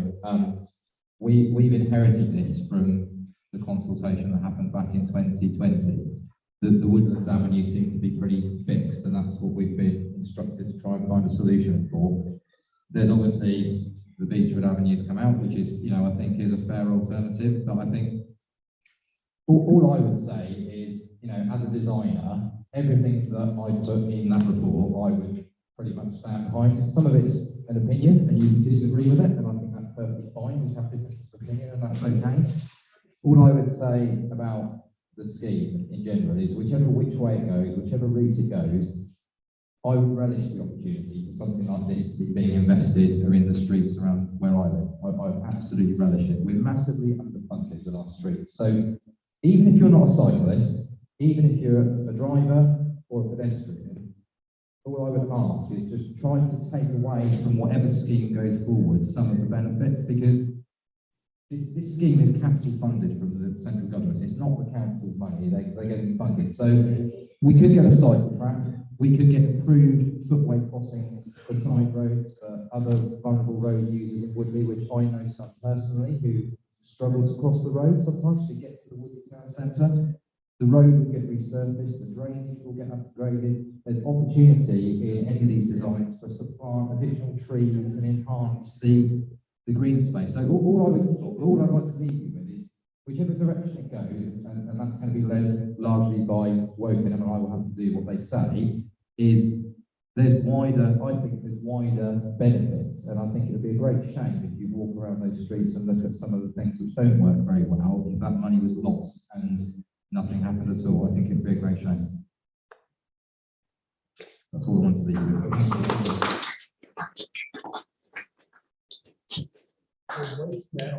Thank you, Sam. Firstly, I'm not going to repeat anything that Sam said, but thank you very much for your input. We have taken a lot of notes tonight. It's quite clear that part of Woodlands Avenue is not funded. And you mentioned about Beechwood and Haworth.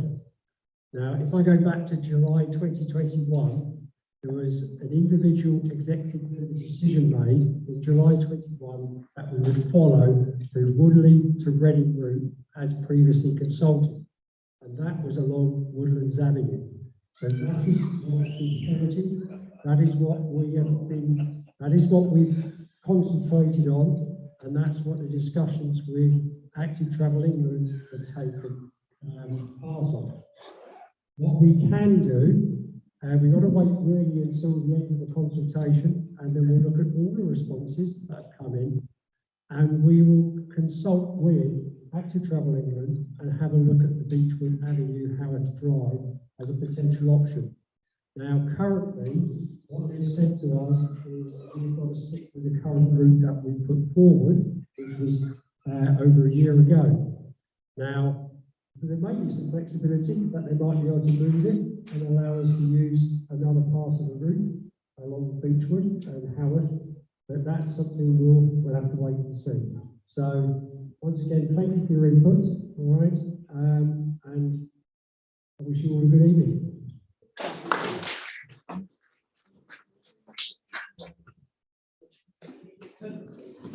I don't need to, can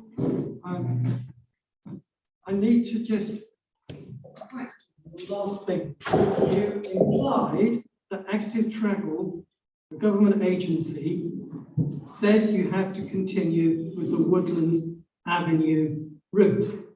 If that is correct, what the hell were you doing, not you, officers, coming to councillors and giving them 5 options, of which a couple of them were House Drive and Beechwood Avenue? If they were not acceptable to the Active Travel, you shouldn't have brought those as a consultation. I think that is despicable. I know you didn't do it. The five options which we looked at in June 2022 were along Woodlands Avenue. As a replacement for the one No, they won't. They did do B. Oh, you're on. I think. Okay. I think active. I'll just clarify. I think Councillor Baker has made a valid point. We hit a bottleneck with the one-way system. That was fair. We said we would look at alternatives, and it was blank sheet of paper. What are those alternatives? And it's in that report, and it does include other options. Active Travel England, who are essentially mainly funding it, their preference was to maintain it on Woodlands Avenue. So there is a requirement to go back to the Department for Transport and Active Travel England to make sure that they will still continue to fund the scheme. So it's not that they are necessarily calling all the shots, but they are funding it. So the council do have to keep going back with where they are with progress of the scheme, and they do have to make sure that they are on board with it. So they can't just take that money and say, let's be a bit radical, we're going to go and just do lots of ad hoc junction improvements around Woodley. They don't have that flexibility. So that was, I think, hopefully that clarifies a bit. That's not right either. I came to the last meeting, and the last meeting was not just about the one-way system. The one-way system was part of the issue, not all of it. You're making it out to be the total issue, and you change your mind about that. We were discussing the whole of the cycle track. It was not an objection to the one-way system. The one-way system was, to put it frankly, bloody stupid, but we were objecting to the whole precinct of the cycle track down what is a perfectly good road. And as far as I'm concerned, my objections are still the same. It is not feasible in Woodlands Avenue. Thank you very much. Can I just, I think it's understood, I think, by everybody here now that we really do need some alternatives. And I think that's what's been missing from the whole so-called consultation document. There are no alternatives. It's a carte blanche almost. Yeah. And I think the general council opinion here is that it's not acceptable and that someone needs to go away and come up with an alternative. So there can be a proper consultation about which is the best and which is not the best solution. My preferred approach. And that's where I think that's what we ought to do. My preferred approach would be to actually call the whole to this discussion. If you want to call it, then. We were promised consultation on the last meeting though, and we haven't had it. So in fact, it's a decided issue that there will be a cycle track. That's out down of my, Woodlands Avenue. that's out of my, I can't It's answer that business. question. Let's have some honesty. That's not my decision. I'm not an officer. Can I call a halt, please? We have- You've made that point.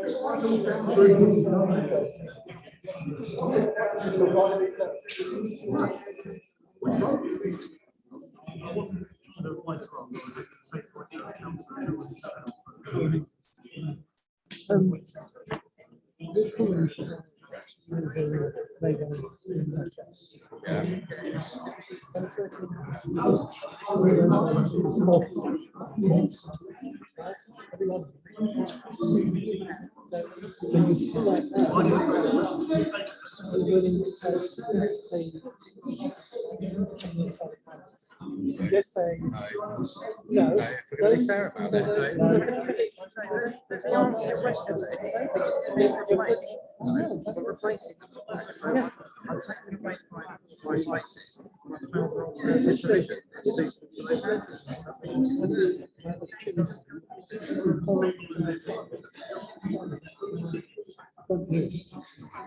All around the back, where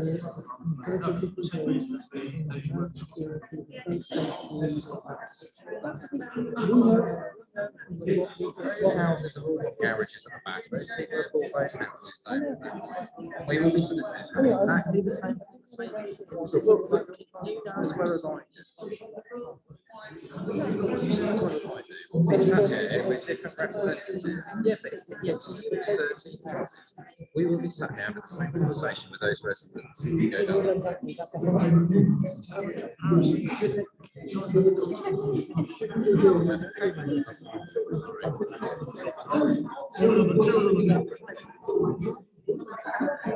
Dug up to the surface.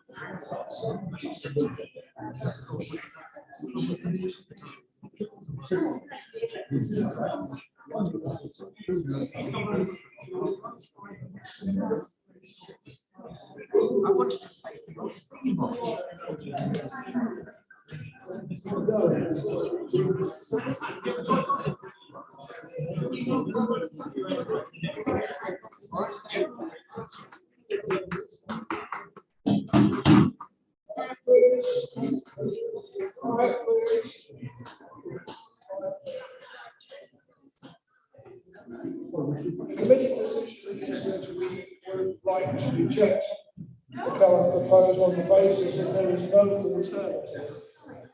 And there should be some alternatives looked at so we can compare one option to another.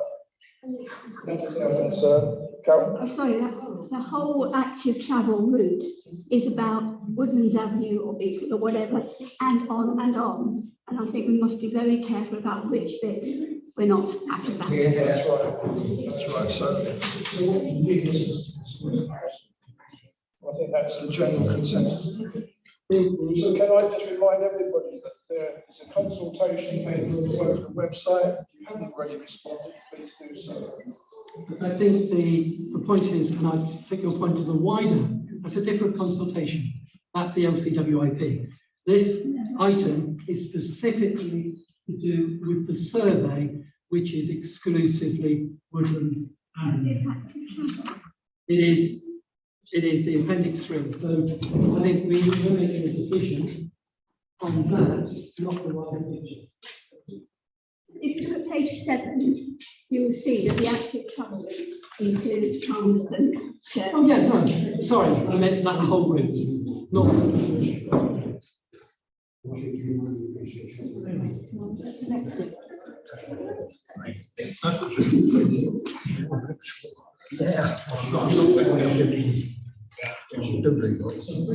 on to item 4, which is the minutes held on the 12th of July, which is page 23 of the agenda.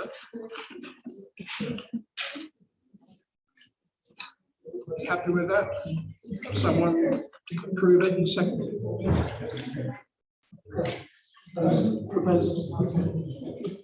Chairman, it's actually quite difficult to hear while we've got conversations going on. If there's anybody that want to say, can we go? You just need to be close.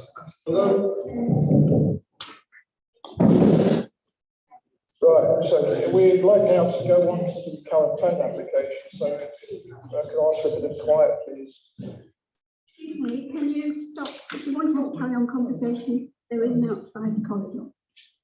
Right. So we look at the current applications. I think we've got some questions with regards to, I'll start off at 221876. I think we've got one or two people who would like to make some comments on that. And Mr. Davis, would you like to make some? Hi. So only bit down to just a couple of minutes. Yeah, well, just to be quite honest, we waited sort of an hour and a half or longer just to have a few words. So I think just limiting it to 2 minutes, I think might be a little bit unreasonable given the amount of concern from the immediate residents can implement action by the proposed development number 16. Can you guys hear me? If you're facing this way, yes. Okay, how's that? Can you hear me now? Okay, great. So I think there's a number of residents here who live in the immediate vicinity to number 16. And I think by the numbers alone, you can see that the amount of anxiety, distress, which has been caused by the proposed planning. What I'd like to do is just go through in summary what the main issues that I've observed when I've had a look at some of the comments concerning the planning. I looked this morning, there were around 13 or 14 comments which have been made towards the planning application. Out of those comments, as far as I was able to see, there were just one in favour and 13 against, and the one that was in favour had the address of 16 Butson Road. So 13 out of 14 of the comments already are against it. Just going back to the basics, Wokingham Borough's development plan is quite clear about the objectives. It says the council will resist the inappropriate development of residential gardens where the development would cause harm to the local area, and the proposals for new residential development that includes a land within the curtilage or the former curtilage of private residential gardens will only be granted planning permission where the proposal makes a positive contribution to the character of the area. Anybody knowing the proposed development at the back of number 16 Butts Hill Road, which juts onto Maple Grove, will absolutely know that the proposal does not make a positive contribution to the character of the area at all. The proposed property directly overlooks the immediate neighbours from every aspect of the building. The proposed plan is for a large 6-bedroomed house to occupy, relative to the size of the house, a very small plot. Therefore, I'd suggest that the proposed plans for the house are way too large for the plot, and that the building would be really overbearing on the locale and completely out of character with the other homes on Maple Grove. The present owners of 16 Butts Hill Road purchased the property in 2017. Since then, there have been a total of 4 planning applications. And for the local community, that's resulted in a continual disruption to their day-to-day life of the community. And many of the people within the community are either elderly or they're young children. So it's a huge disruption to their normal daily life. And when you're considering building a 6-bedroom house at the back of a garden, in the cul-de-sac that is Maple Grove, which is, as it happens, an unadopted road, by the way, then you can imagine that the amount of traffic, the HGV traffic, construction traffic associated with that development is just going to be horrendous for the immediate neighbourhood. Can I just stop you? I know that these 2 councillors have actually been along to have a look. Yes, I understand. Councillor Bragg has, and I have. We both had a look. And I think. You speak up, please. I think Councillor Baker has as well. And I know Councillor Baker has actually done a report. Probably 4 or 5 town minutes. All the residents of Maple Grove have had a copy of my report. So I understand the application has been listed by Wokingham, which means that you'll be given the opportunity. Listed by day. Listed by day. Right. And I've talked to the residents about that already. They know about it. Okay. Yeah, so I think, and I don't want to take up too much time, I'm sure there's lots of residents here that wish to say their own, make their own comments towards it. But in summary, it goes completely against the character of the neighbourhood. I'd also like to add that before the survey was done, the so-called arboricultural survey was done early this year. Literally the month before that survey was done, a number of trees, mature trees, were cut down in that garden, which had grown there for many, many years. And already we've seen in the locale a considerable lack of bird life in the area, which is a result of that. And that happened just before the survey took place. Finally, so that I can give other people a chance to speak, the previous owner of the property, many of you won't know her, but her name is Grace Wedekind. She was a director of the National Council of Women of Great Britain, and she steadfastly resisted over the years the amount of property developers that had sought to develop the residential land in the locale, and also specifically in her garden. She had a number of different approaches to purchase that land. She always wanted to try to maintain the community as it was, and her belief was that it was that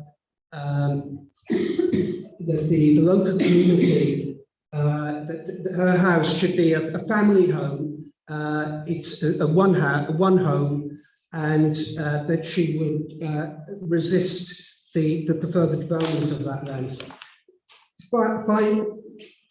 Finally, in terms of Maple Grove itself, and maybe some of the residents of Maple Grove might say anything, but anybody knowing that cul-de-sac will know it's completely inappropriate for traffic, of construction traffic. So at the end of that grove, there are 2 visitor parking spaces, which have been used by the neighbourhood there for visitors, and that would be hugely disruptive too. So without further ado, I apologise for the amount of time that I've taken.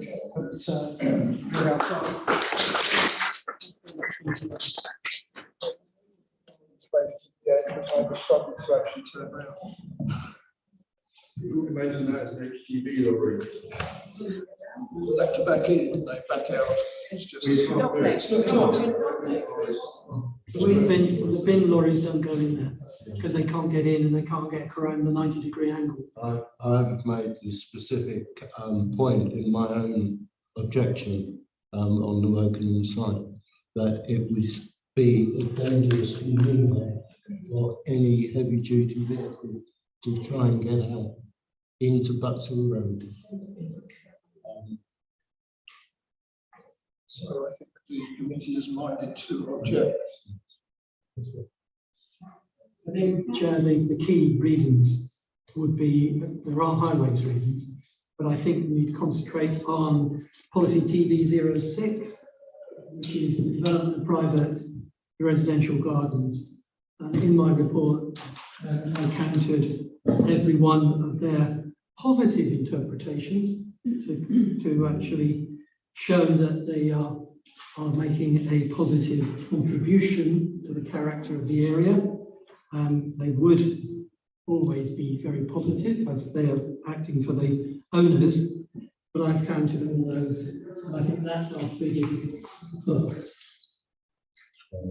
There's also one doubt over the design guide, which recommends a 22-metre separation between front and back of gardens facing together.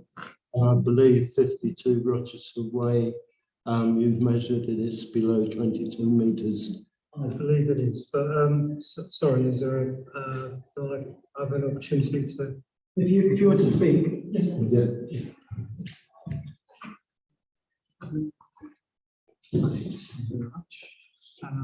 Just hold it. Hi, my name is Claire Sean. We're actually residents of 52 Rochester, and we're actually the people who are closest to the proposed development. What I wanted to quickly check was I had a nice conversation with Councillor Bragg, at which he explained the sort of procedure. This planning committee, from what I can gather, you will put forward some recommendations for working with district council, and they will make the final decision. One of the things I'd like to say is I'm actually very disappointed at the planning commission not being listed, which I was given the opportunity to put this to the vote. It's an unfortunate miscommunication. By the time that miscommunication was undone, it was a day too late. All we can do is apologise for that. That's not good enough, though. So it was under your auspices to get that sorted out, or the team to get it done. You knew the deadline. It's just not good enough. I appreciate that there are rules, right, but you're the council. To be fair, no resident contacted me personally about this. The first I heard about it was via David, because I know David had been talking to me. But at the end of the day, it hasn't happened, okay? And we're all bitterly disappointed about that, because you're right, it's taken away the opportunity for a resident to be able to speak to the planning committee for 3 minutes. I think personally, the case for refusal is so strong, particularly on the residential gardens. Nothing's a guarantee in this world, but I think that's one of the strongest cases. And ultimately, your road is unadopted. It is the residents of Maple Grove who own that road, okay?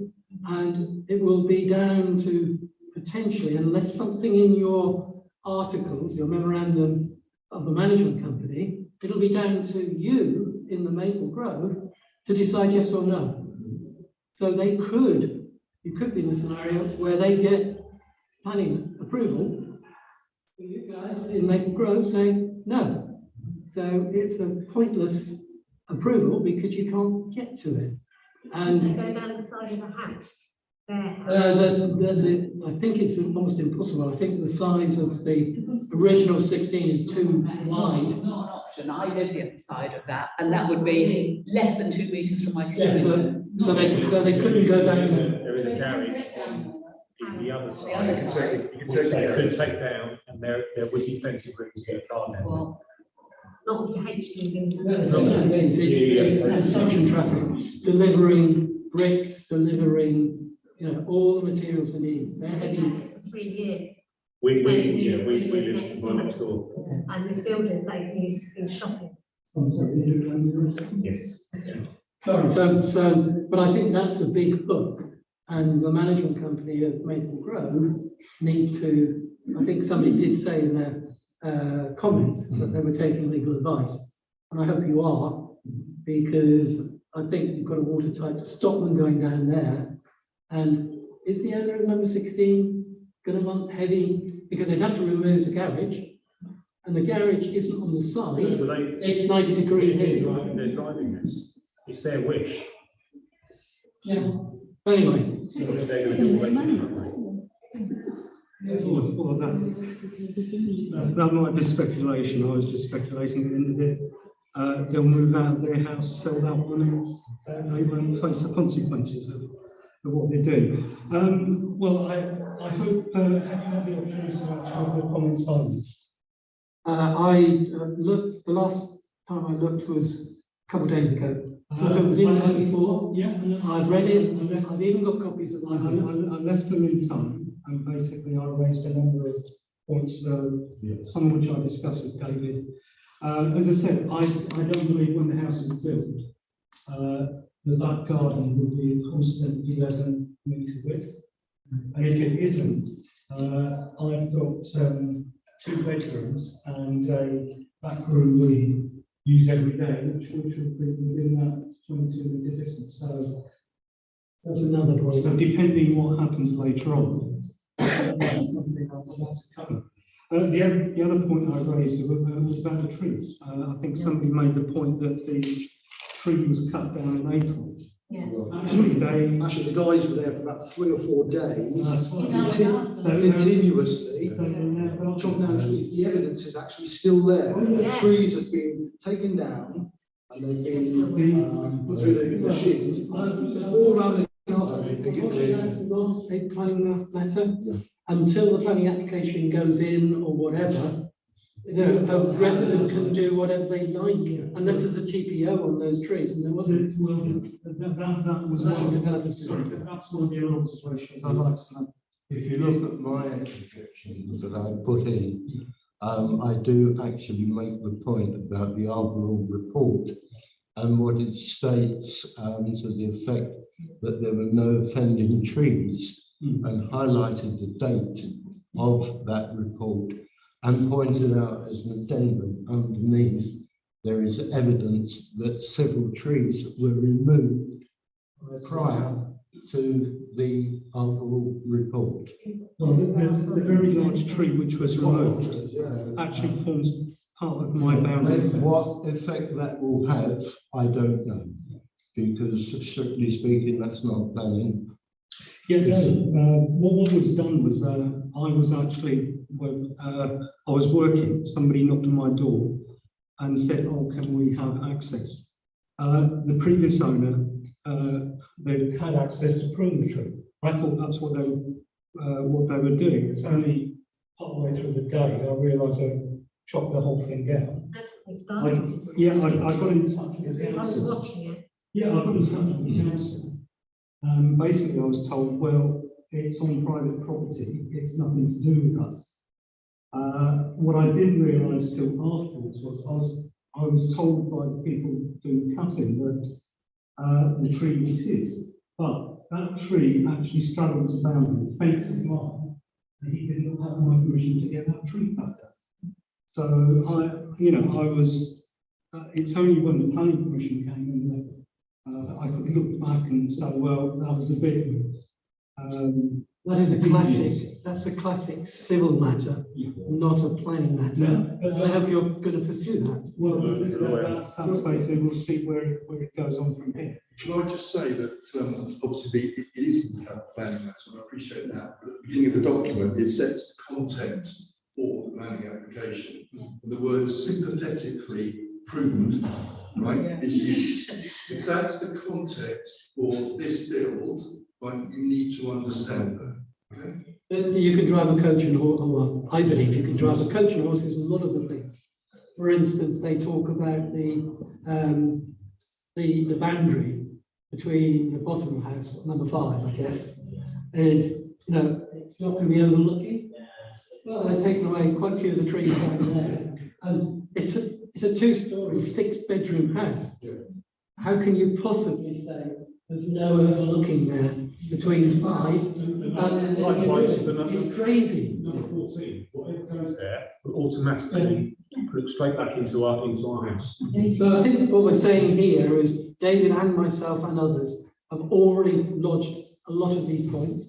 You have, and I think it's now down to us to make a formal decision, which will then be the decision of Woodley Town Council rather than us as individuals. And I think we're all supporting you. Yeah, that was basically just wanting to know whether there was any, if you've actually come to the decision, and that's your decision anyway, then I've got nothing more to say, but as I said, on that missing it by 1 day, does the planning committee just, they have no lead one? We tried, and I often call WBC officers as civil servants, job site people. The rules say, I was a civil servant, and there actually is an attitude. This was a long time ago. But yeah, no, I believe on the planning committee. If somebody there is making a decision, they are allowed to use their common sense. this will be a decision will be made by the officer. But we'll see what happens there. But basically, if this committee it looks from what you're saying, you're probably going to recommend against, then that's about as much as we can do here. So thank you for listening. Carol, did you want to say something? Can I also just say that the one proposal for the development, when he's talked about the back of that garden being left to become a wilderness. Is actually being left deliberately to become a wilderness. It's a perfectly. And we know that his kids play cricket there. Yeah, so it's a family garden. He can maintain it. It's not a planning matter. Any resident can have a wild garden if they wish. No, but it's his point, our proposal is not adequate. You've already considered that there's 13 sort of. Chairman, can I propose that we recommend refusal of the use kids notes? I think it gives A combination of data. different points. Oh, well, we'll add them together then. Okay, fine, good. Those points, can I just check, those points are already on They're Wokingham already website? on objections on the Wokingham side. I know Keith sent you a report and I sent you a report as well. You've got it. What I would just suggest is that when I respond to Wokingham, I say that the town council's response echoes your both your statements, and I will pull out the key points from both those reports into ours, just so it isn't just a pure copy and paste. I'm sure I've seen it on this. So thank you. That's helpful. Do our comments go on that objection? What we have Have you already put your comment on the Wokingham side? What will be stated from the town council's point of view when I put it on either tomorrow or Thursday, it will be an acknowledgement that there were residents in the room, all who stated objections. So we'll just acknowledge that, but it's for you to independently put your own objections to Woking Borough Council. I will then write the committee's objections in the same post.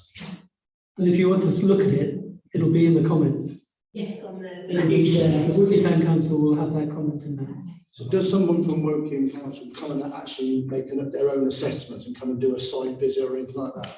It's hit and miss. Sometimes they will, depends on how much noise people are making. Sometimes they won't. Quite clearly, as a resident of Maple Grove, the biggest consideration, one of the biggest considerations is just access down there, because it's a very narrow road.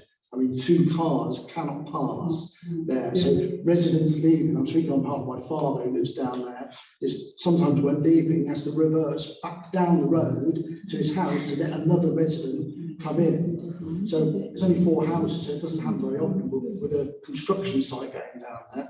When you go down there, it's a right bend, it would be almost impossible for lorries to get down there without causing damage to. You can't see either because it's a blind bend, isn't it? Completely, yeah, completely blind. Okay, thank you very much. Right, so through very quickly the other planning applications. The first one is 221691, which is one Burgess Close. And that's to add a shallow balcony to the existing window at the front. Existing window to the front. Obvious effect on the neighbours.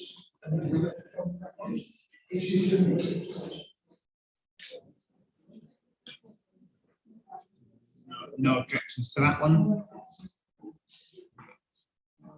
Okay, somebody wants to talk about 22, which is number 17, 2249. Conversion and extension to the side to increase to 6 bedrooms. One ground floor identified as a study and guest room, 2-story extension, taking most of the plot. This is an ends plot, so no effect on the neighbours. Sorry. Large extension, but due to its location, should not cause any problems, although parking some problems. Does anybody want to make any comments on that? Are you the applicant or? I have to drive, we're neighbours, we face right onto that house, it's all bigger to Piccadilly, that's Councillor John. And she's been involved in this, and so has Laura Bloomsdale. Mr. Chapman, years and years ago, when she bought our house there, and it was turned down, so that's finished with me. So, earlier this year, we put planning commissioning for a granny annex, which turned out to be bigger than I expected. And that was accepted by Woking Council. It was turned down by Woking. It was accepted by Woking Council.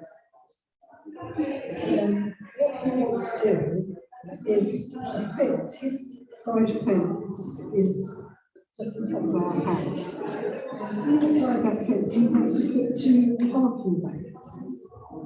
So he's got an old gate. He was there before he lived there. That gate opens out onto the council's road. It's not his property. It opens out onto the road. When Laura Bloomfield came to speak to us, she tried to park where Woking Council said that visitors should park at the back of our house. The parking is horrendous. She came round the back. She couldn't park. She came round the front, knocked on our door and said, gosh, the parking at the back is horrendous. None of your visitors could possibly park there. So she went to the planning officer in Woking and explained this. And she said, because the planning officer is saying that we shouldn't have our visitors parking in front of us. It was okay for Mr. Chappell to have his gate open and for all those cars that park along the front of our house not to be there, because he would need to enter and exit his with the new extension. The planning officer has now agreed that we must have our visitors parking in front of our house. There's no other option but to leave 2 spaces so that the gates can be opened. I don't think the gate should be opened onto the road. I never realised that until because when I think when we looked at the plans, we didn't too much of an issue with the house. It was all to do with parking. It was, but you see, the thing is, now Saturday we get a letter from the Woodley Council, and looking on the plans, we didn't know it was 6 bedroom. That is another house. That isn't a granny annex now, but he's asking for a new house to be built. There's 2 of them in that house, a husband and a wife, and he wants his mother to live there. So he's going to sell that, isn't he? He's going to have another house built, that would be sold, and there'll be loads and loads of parking. And there's just nowhere to park. He actually, before he even put his first planning permission in at the beginning of this year, he was actually putting notes through our doors and on our windscreens of visitors and everything, and coming round and saying, you can't park there, I'm going to have building done, all of that has to be cleared. Next door but one had a disabled son, and she needed to park at the front. And it was nowhere near, Laura Blumenthal said, it's nowhere near his gate, why was he going pestering her? And So this poor lady, she moved around because she said, I just can't take it, I've got enough looking after my son. And now other neighbours are moving away because they're saying, you know, we're fed up with the parking.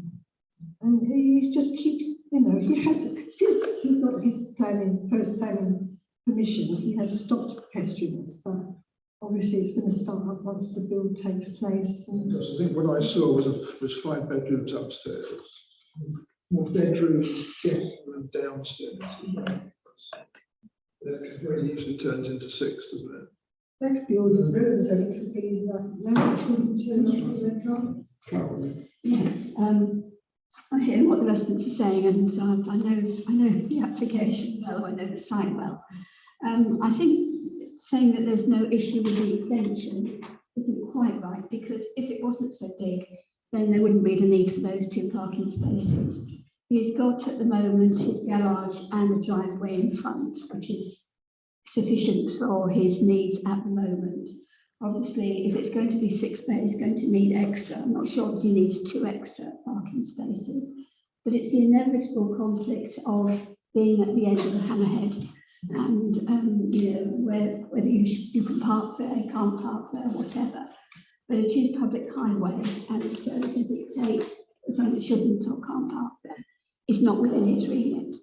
And I think this conflict goes back a long way. But I think it's the size of the extension which is causing. Right, I mean, I did just say about parking, is that side. Apparently, he said that we tried to stop him having his mother live on there, and we didn't actually.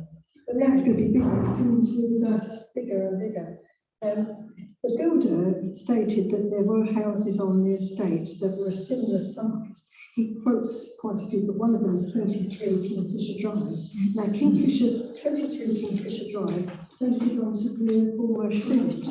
So there's nobody in front that's going to bother there. And the Kingfisher Drive is behind it. So there's no one having problems with visitor parking or emergency parking. Not like us. Our bay actually is most unusual, isn't it? There's not many on them. I don't know if there's any others on the estate like that. But certainly we really try to live together, and you know, me and another lady, we share one a place we both like to park, we both accept that it's the public highway and we don't own it. Yeah, I mean, the only comments I've had back is that it's a very large extension. Very large. On balance, they don't have any objections, but there is concern about parking. There's the parking, but you see, when we got the letter from the council Saturday, we haven't really had a chance to sit down and discuss it over the busy few days. So I, last night, just quickly typed something quick, you know, and it's not good enough. We'll probably put another one on. I mean, it is a ridiculously large extension. And the 2 car parking spaces, one behind the other, aren't at all adequate. I think the comment you just say, I didn't have time to send you my comment and apologise for that. It is a large extension, and it's a large extension that's causing the parking issue. And I think that's the point we should be making. If it wasn't that scale, then there wouldn't be We didn't have trouble before.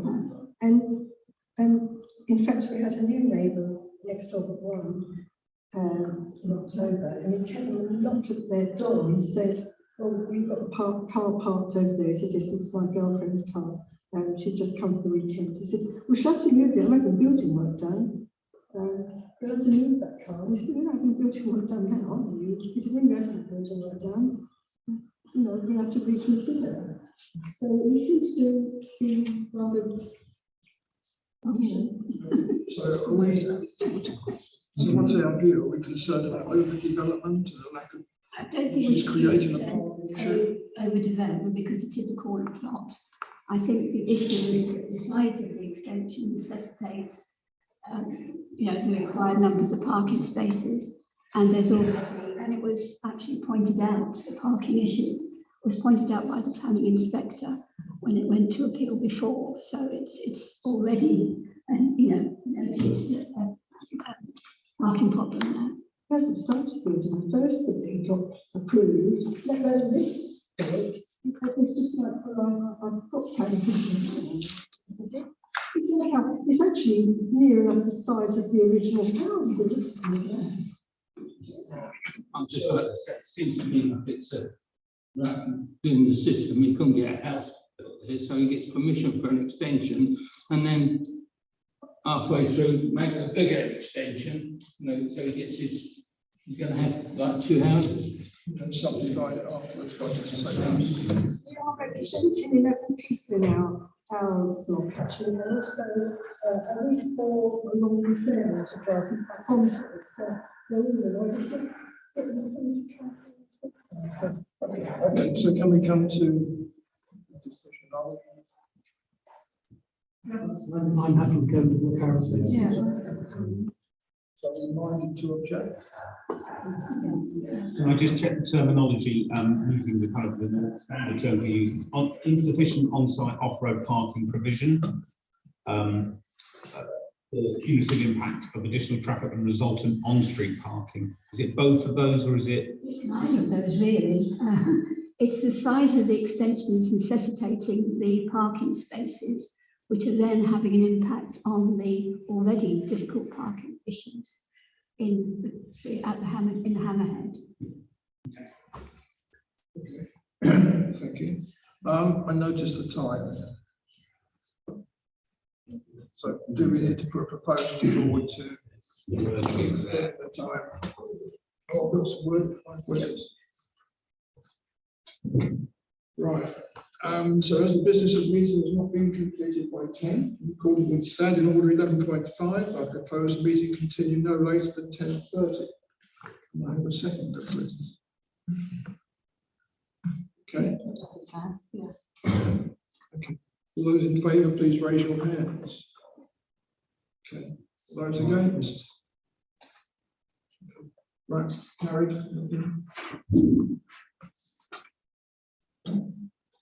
Right. Number 3 is 221950, which is 28 Fitzroy Crescent, replacing an existing conservatory with a new full width extension, increasing the depth to link to the detached garage and the full width to the rear. Had no objections on that one. Need to say anything on that one? Okay, number 4 is treble 2015, which is 38 Clivedale Road, excuse me, which is conversion of a loft for a new master bedroom, but maintaining 3 bedrooms, as well as the existing converted to a study. The front extension is similar to others adjoining properties. There's a new integral garage and is labelled as storage, therefore reducing car parking. One comment, only issue I have is the increase in size of the property is quite large on the ground floor. I am sitting on the fence with this one. I think the fact it's single story, Mr. Chairman, makes it a bit more acceptable than it might have been. I have no objection. There don't seem to be any objections from the neighbours, and they also done a pre-application, which was mine to say that it will be. Number 5 is 222040, which is 16 Austin Road, which is a full width front extension to replace and enlarge the current porch and creating a large lounge area and cloakroom. This appears to be out of character with other houses in the road and could set a precedent. Coming back, the actual size of the works is quite small compared to most extensions. However, it would break the pattern of a small lobby extending from the front of the building.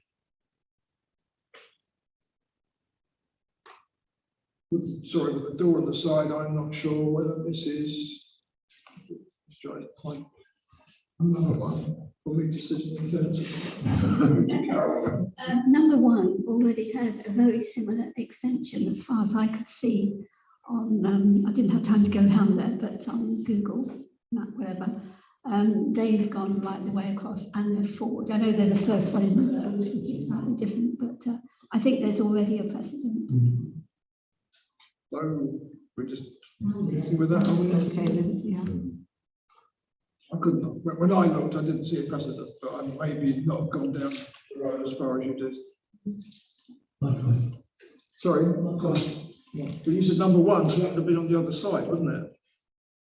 Yes, I don't think it really matters where it is, but I just had a quick whiz round and I saw that one. So. So are we happy to accept that?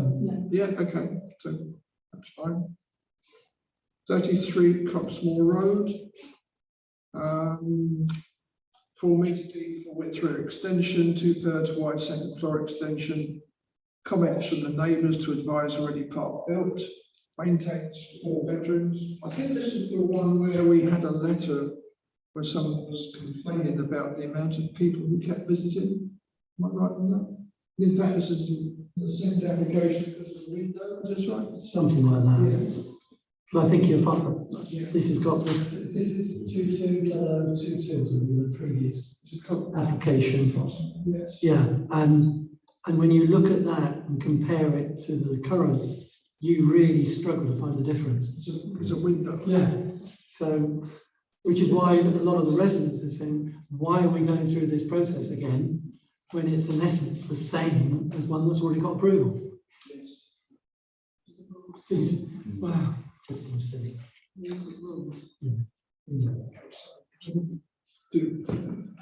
Maybe probably taking the neighbours' comments into account, I don't think. I think because there is some correspondence, but I don't think it's adverse. 222082 is 162 Reading Road. This is a front boundary wall and steel gates. And I said most large houses in the road have some form of access, but not all are gated. Although the wall is solid when most are hedges or timber, this appears to be not too high. I'm just concerned about the gate set in the precedent, but that's really all. I don't think anybody wants to say anything about that one. I don't have a problem with it. You happy with that? Yeah. 222097, 21 Walmer Road, single story rear extension to complete a full extension across the back. This sort of fills in a back and extends approximately 1 metre beyond. But no comments about that one. Number 9, which is 222105, which is the Waterside Fairwater Drive, which is retrospective, so we've installed 7 lamp posts around the rear parking area, but there's a lot of comments from neighbours regarding direction light, period, they remain turned on. One person's commented on the specification, which is a design specification for external lighting. Another comment about cable positioning on the footpath, which creates a tripping hazard. And some of the lights are aimed towards Larch Drive and 3 towards Wallace Close. Coming back, I have no objection. I would want the decision notice to include a condition addressing these directional issues. That's the lamp direction, which is. So my personal view would be the direction of the lamp, maybe the amount of time it's on at night. Carol? Yeah, I think it's really difficult with these conditions about, as we know, saying when they can be on, when they can be off. I'm concerned about the impact on the neighbours and wildlife because that is, part of South Lake area. And I can't see why the lampposts in the car park have to be 2.4 metres high. Low level car park lighting would be totally acceptable, and focus lighting wherever they want it. So I think I would be objecting to this on the grounds that the design is not, it's not amenable to residents or has an impact on the South Lake area. Okay, what's everybody else think? I don't have a problem with this as long as they are directed appropriately. The issue will be they're already installed. If they hadn't been installed, I'd probably be absolutely with you. They're already there. The residents' issues are basically the spillage of the light, right? That can, because we get it all the time. You get it on Goals, for instance, up on Woodlands Avenue. You've got it on Wangel's School, etc. And you can be very directional on the lights, which is the standard that was quoted. And it's not that difficult to address. And I think if the spillage was removed, I think the residents' objections would be removed. I think just because the lights are there, that shouldn't stop us saying what we do. My personal opinion. They've done it without asking first, so that's their problem. And I think, isn't this the one I said that was in the enforcement? I think it was, yeah. No, that was Cottingham. Yeah, no, it is. Oh, yes, it is as well. That's the stand, that's quite often the standard way the planning officers progress these things. Yes, you're in breach, but you can normalise that breach by putting an application. And I've got no objection in objecting to the application on the basis that it's too high. But we also need, sorry, go on. So can any wording be, if they are granted the permission retrospectively, regarding the brightness of the lights and can that be part of the? Which is what I was talking about. That would be my only comment. It needs that condition. Mr. Chairman, could I be recorded as voting against that, please? Sorry. Could I be recorded as voting against that? Not we voted, but objecting to that. Do we need to put it to the vote then? No, I don't think so. Just I think there was a majority decision, so it was unanimous.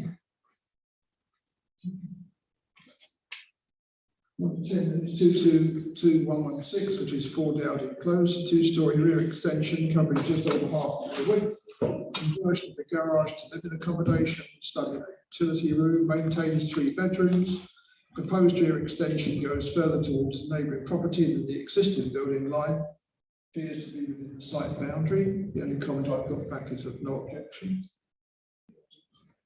That one? Yeah, okay. 222125, which is 30 Selsdon Avenue. Convert existing garage to a study and bring it forward by approximately 1.5 metres. Bring the existing hallway and front door forward by a similar amount. There have been front extensions to similar properties along this road already. Wrong to that one? With that one? Okay. Fine. Number 12 is 22161, which is 51 Beechwood Avenue. This is replacement of a rear conservatory with a large extension covering 3/4 of the rear. A new front extension is full width and 3 metres deep to include a new kitchen entrance and cloakroom. 2 neighbouring properties have similar front extension, but in this occasion it only includes 50 and not its twin. So when I looked at it, another pair of semis had actually done this, both of them. And in fact, this was a pair of semis, but one was in the deal and the other one wasn't, so it just looked a bit odd. The only comment I've got, whilst this extension, in particular the front extension, is quite large, and has done something similar. So, we happy with that one? Well, we may not be happy, but 222176, 9 Coolback Drive. Remove an existing garage, replace with 2-storey extension, 4 into the house, plus almost 5 metres, which goes across the rear of the house to span the full width, creating a large extension. The first floor extension covers about half the full width of the house over the extended rear. The front is extended forward for the garage and entrance hall by about 1.5 metres. This is a large extension, but others in the road extended in a similar manner. And there's concerns from the neighbour about size and wall position, etc. This is a typical extension, I think, for Coolback Drive. There was a question, wasn't there, on some refusals recently, because Coolback is on a slight rise, to do with one of the houses sort of overlooking the one next door. Seem to recall that, so I don't know whether or not we might get a similar issue on this one. I just felt the parking spaces proposed were a bit convoluted. They couldn't actually use them without that extra wide drop curb. So, but apart from that, I didn't have an objection. Okay, so we're happy with that one, but there's a question on the parking, and can they please take note of the neighbours' concerns? Yeah. 14 is 39 Antrim Road, a rear extension for a new ground floor bedroom and bedroom. No objections.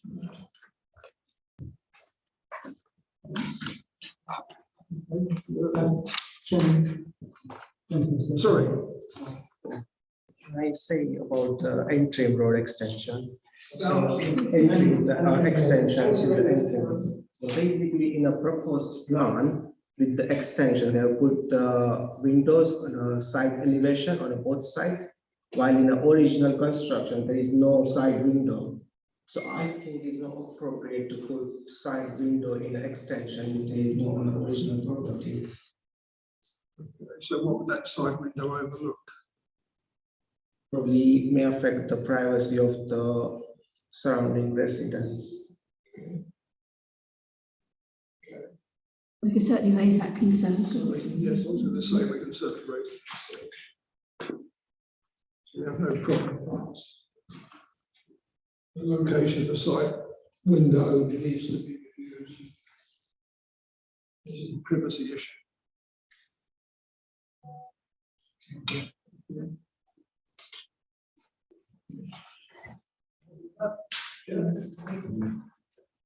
And 22223 Keats Close, convert garage to a study cloakroom, extend across the front to form a new building line level with existing garage. And no objections to those. 22246 10 Dartington Avenue, single floor rear extension approximately 5 meters deep, linking to garage and going deeper by approximately 2 meters. No objection to that one either. Are we happy with that one? 22 Kingfisher Drive, we've already looked at. 2222891 190 Fairwater Drive, 2-story extension to the side of the house, moving to 4 bedrooms. This house does not face the road. It is end terrace to side to Highgate Road. May affect parts and parking and complete modelling of ground floor. That's an internal issue. So my only concern really on that was parking, especially if it's moving to 4 bedrooms. I don't know if anybody's got any comments they want to raise on that one. I think parking is the only issue. The extension is fine, and I think they have had advice from the planning officer about the parking and something highways will be dealing with. So I think probably we should say no objection and let highways decide on the parking. No objection, subject to parking. Yes. Okay, all right. Number 19, 222291. 47 entry, 2-story extension on the ground floor to expand the entrance and add a cloakroom. The sun tunnel goes to the roof to bring more light into the house. The second floor increases the size of bedroom 3 and the bathroom. Observe with the change, the neighbouring property is already extended, so I can see 2 bedrooms. It's actually increasing the number of bedrooms either, so presumably wouldn't have too much effect on parking. Although these days, I suppose, with kids perhaps stay at home longer, they get older and therefore they need cars, and therefore the number of cars in the house increases. You happy with that? Okay. Right. So we move on to item 6, planning decisions. Page 33. So could I propose that we note item 6, 7, and 8, so we get to one that we need to make comments on. Are you happy with that? Okay, fine. So we'll take those, it's just noted. So Carol's proposing, I'll second it, because you need that, we should do that as, and I guess we all vote for it. Yeah. Just a formality. Highlight that item 9 was also for noting the information was forwarded to all councillors and individual responses. So there's no request on the agenda for this committee to provide a town council response. What the agenda says. Does that work? Take item 9 has been noted as well. Item 10. I propose that we support the adoption of the protection orders. Take a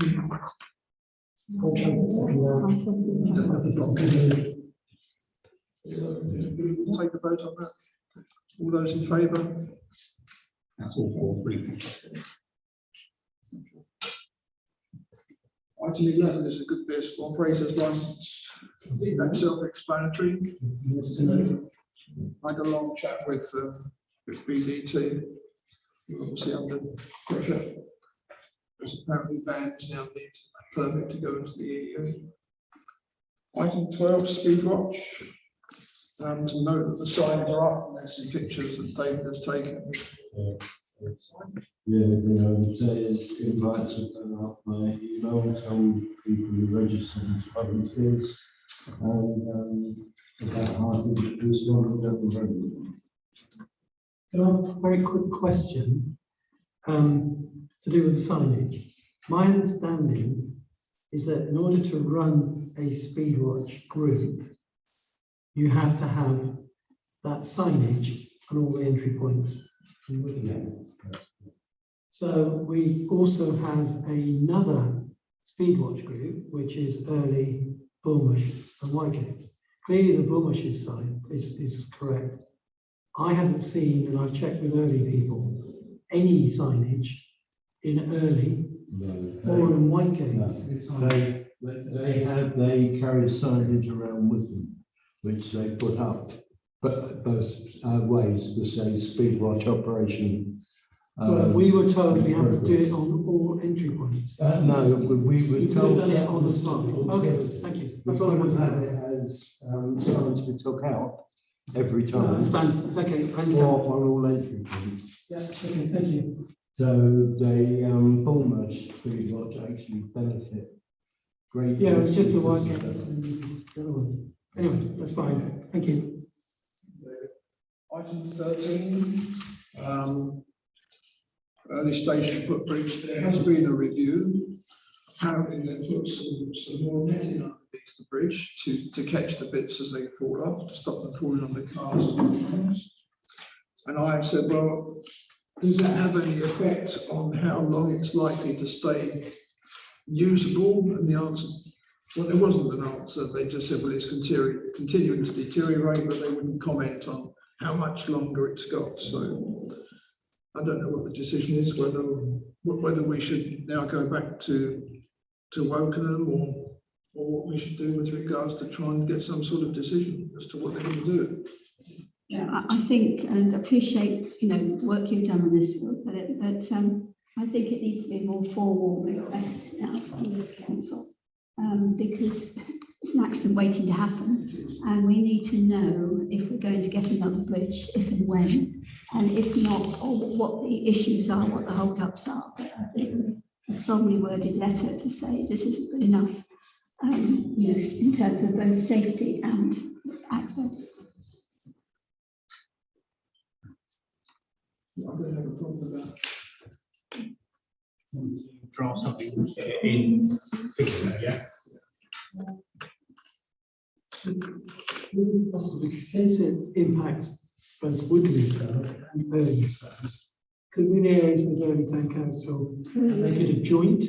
Earlier the problem. There's a problem.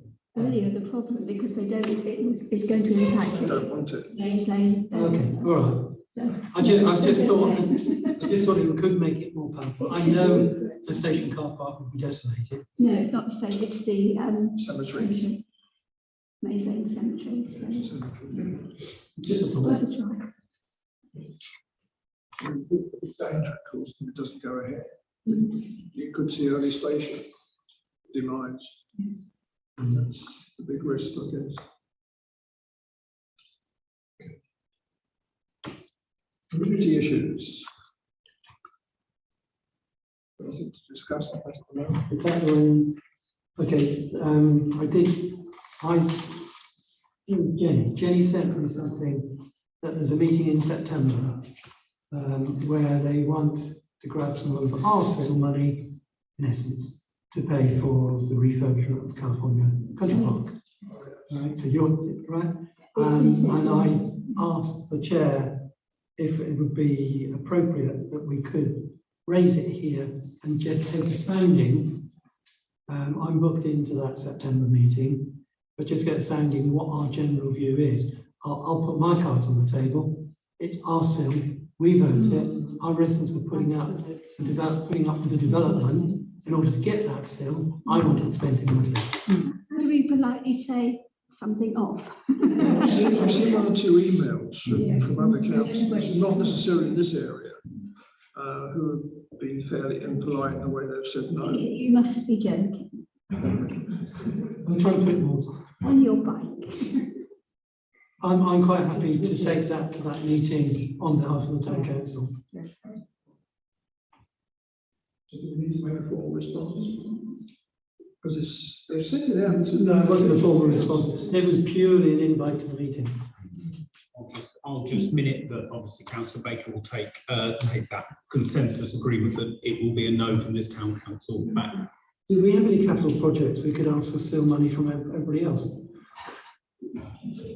Does it work both ways? I've worked on a couple. Did you receive the email in the end or not? No.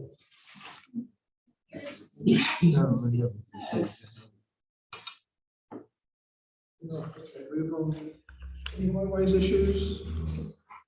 No.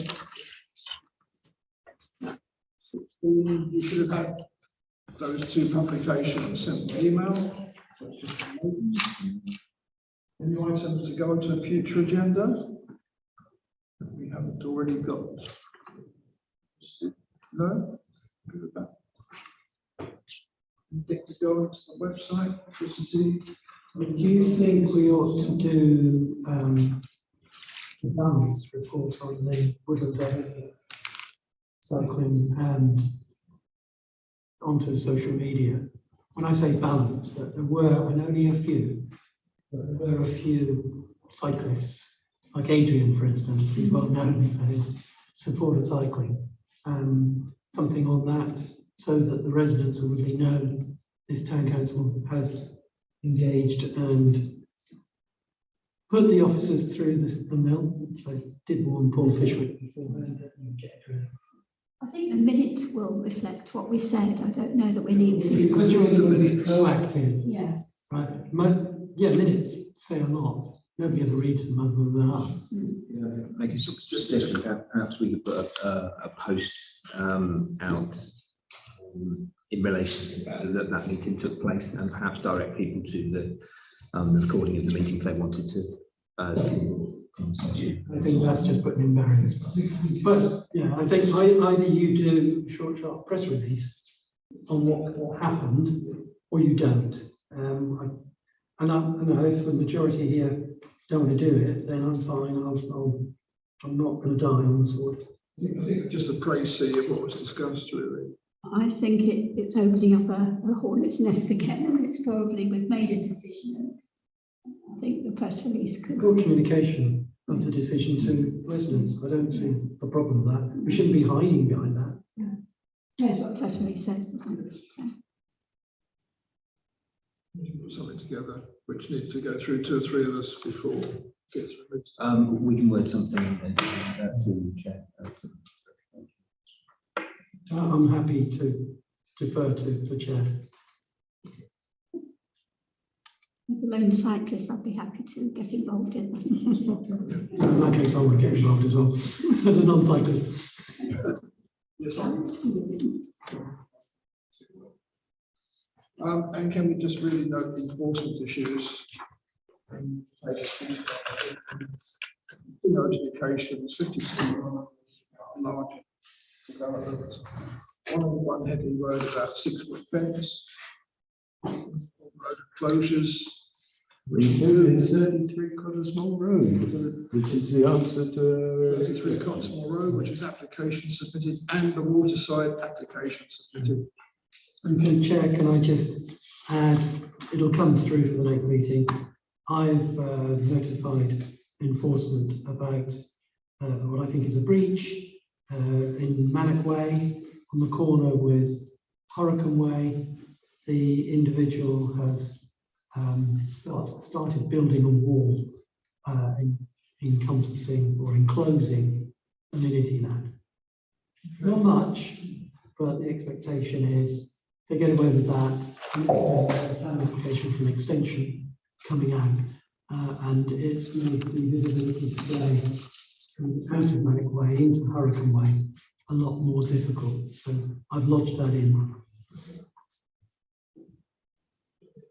Make a note of that. Right. Yes.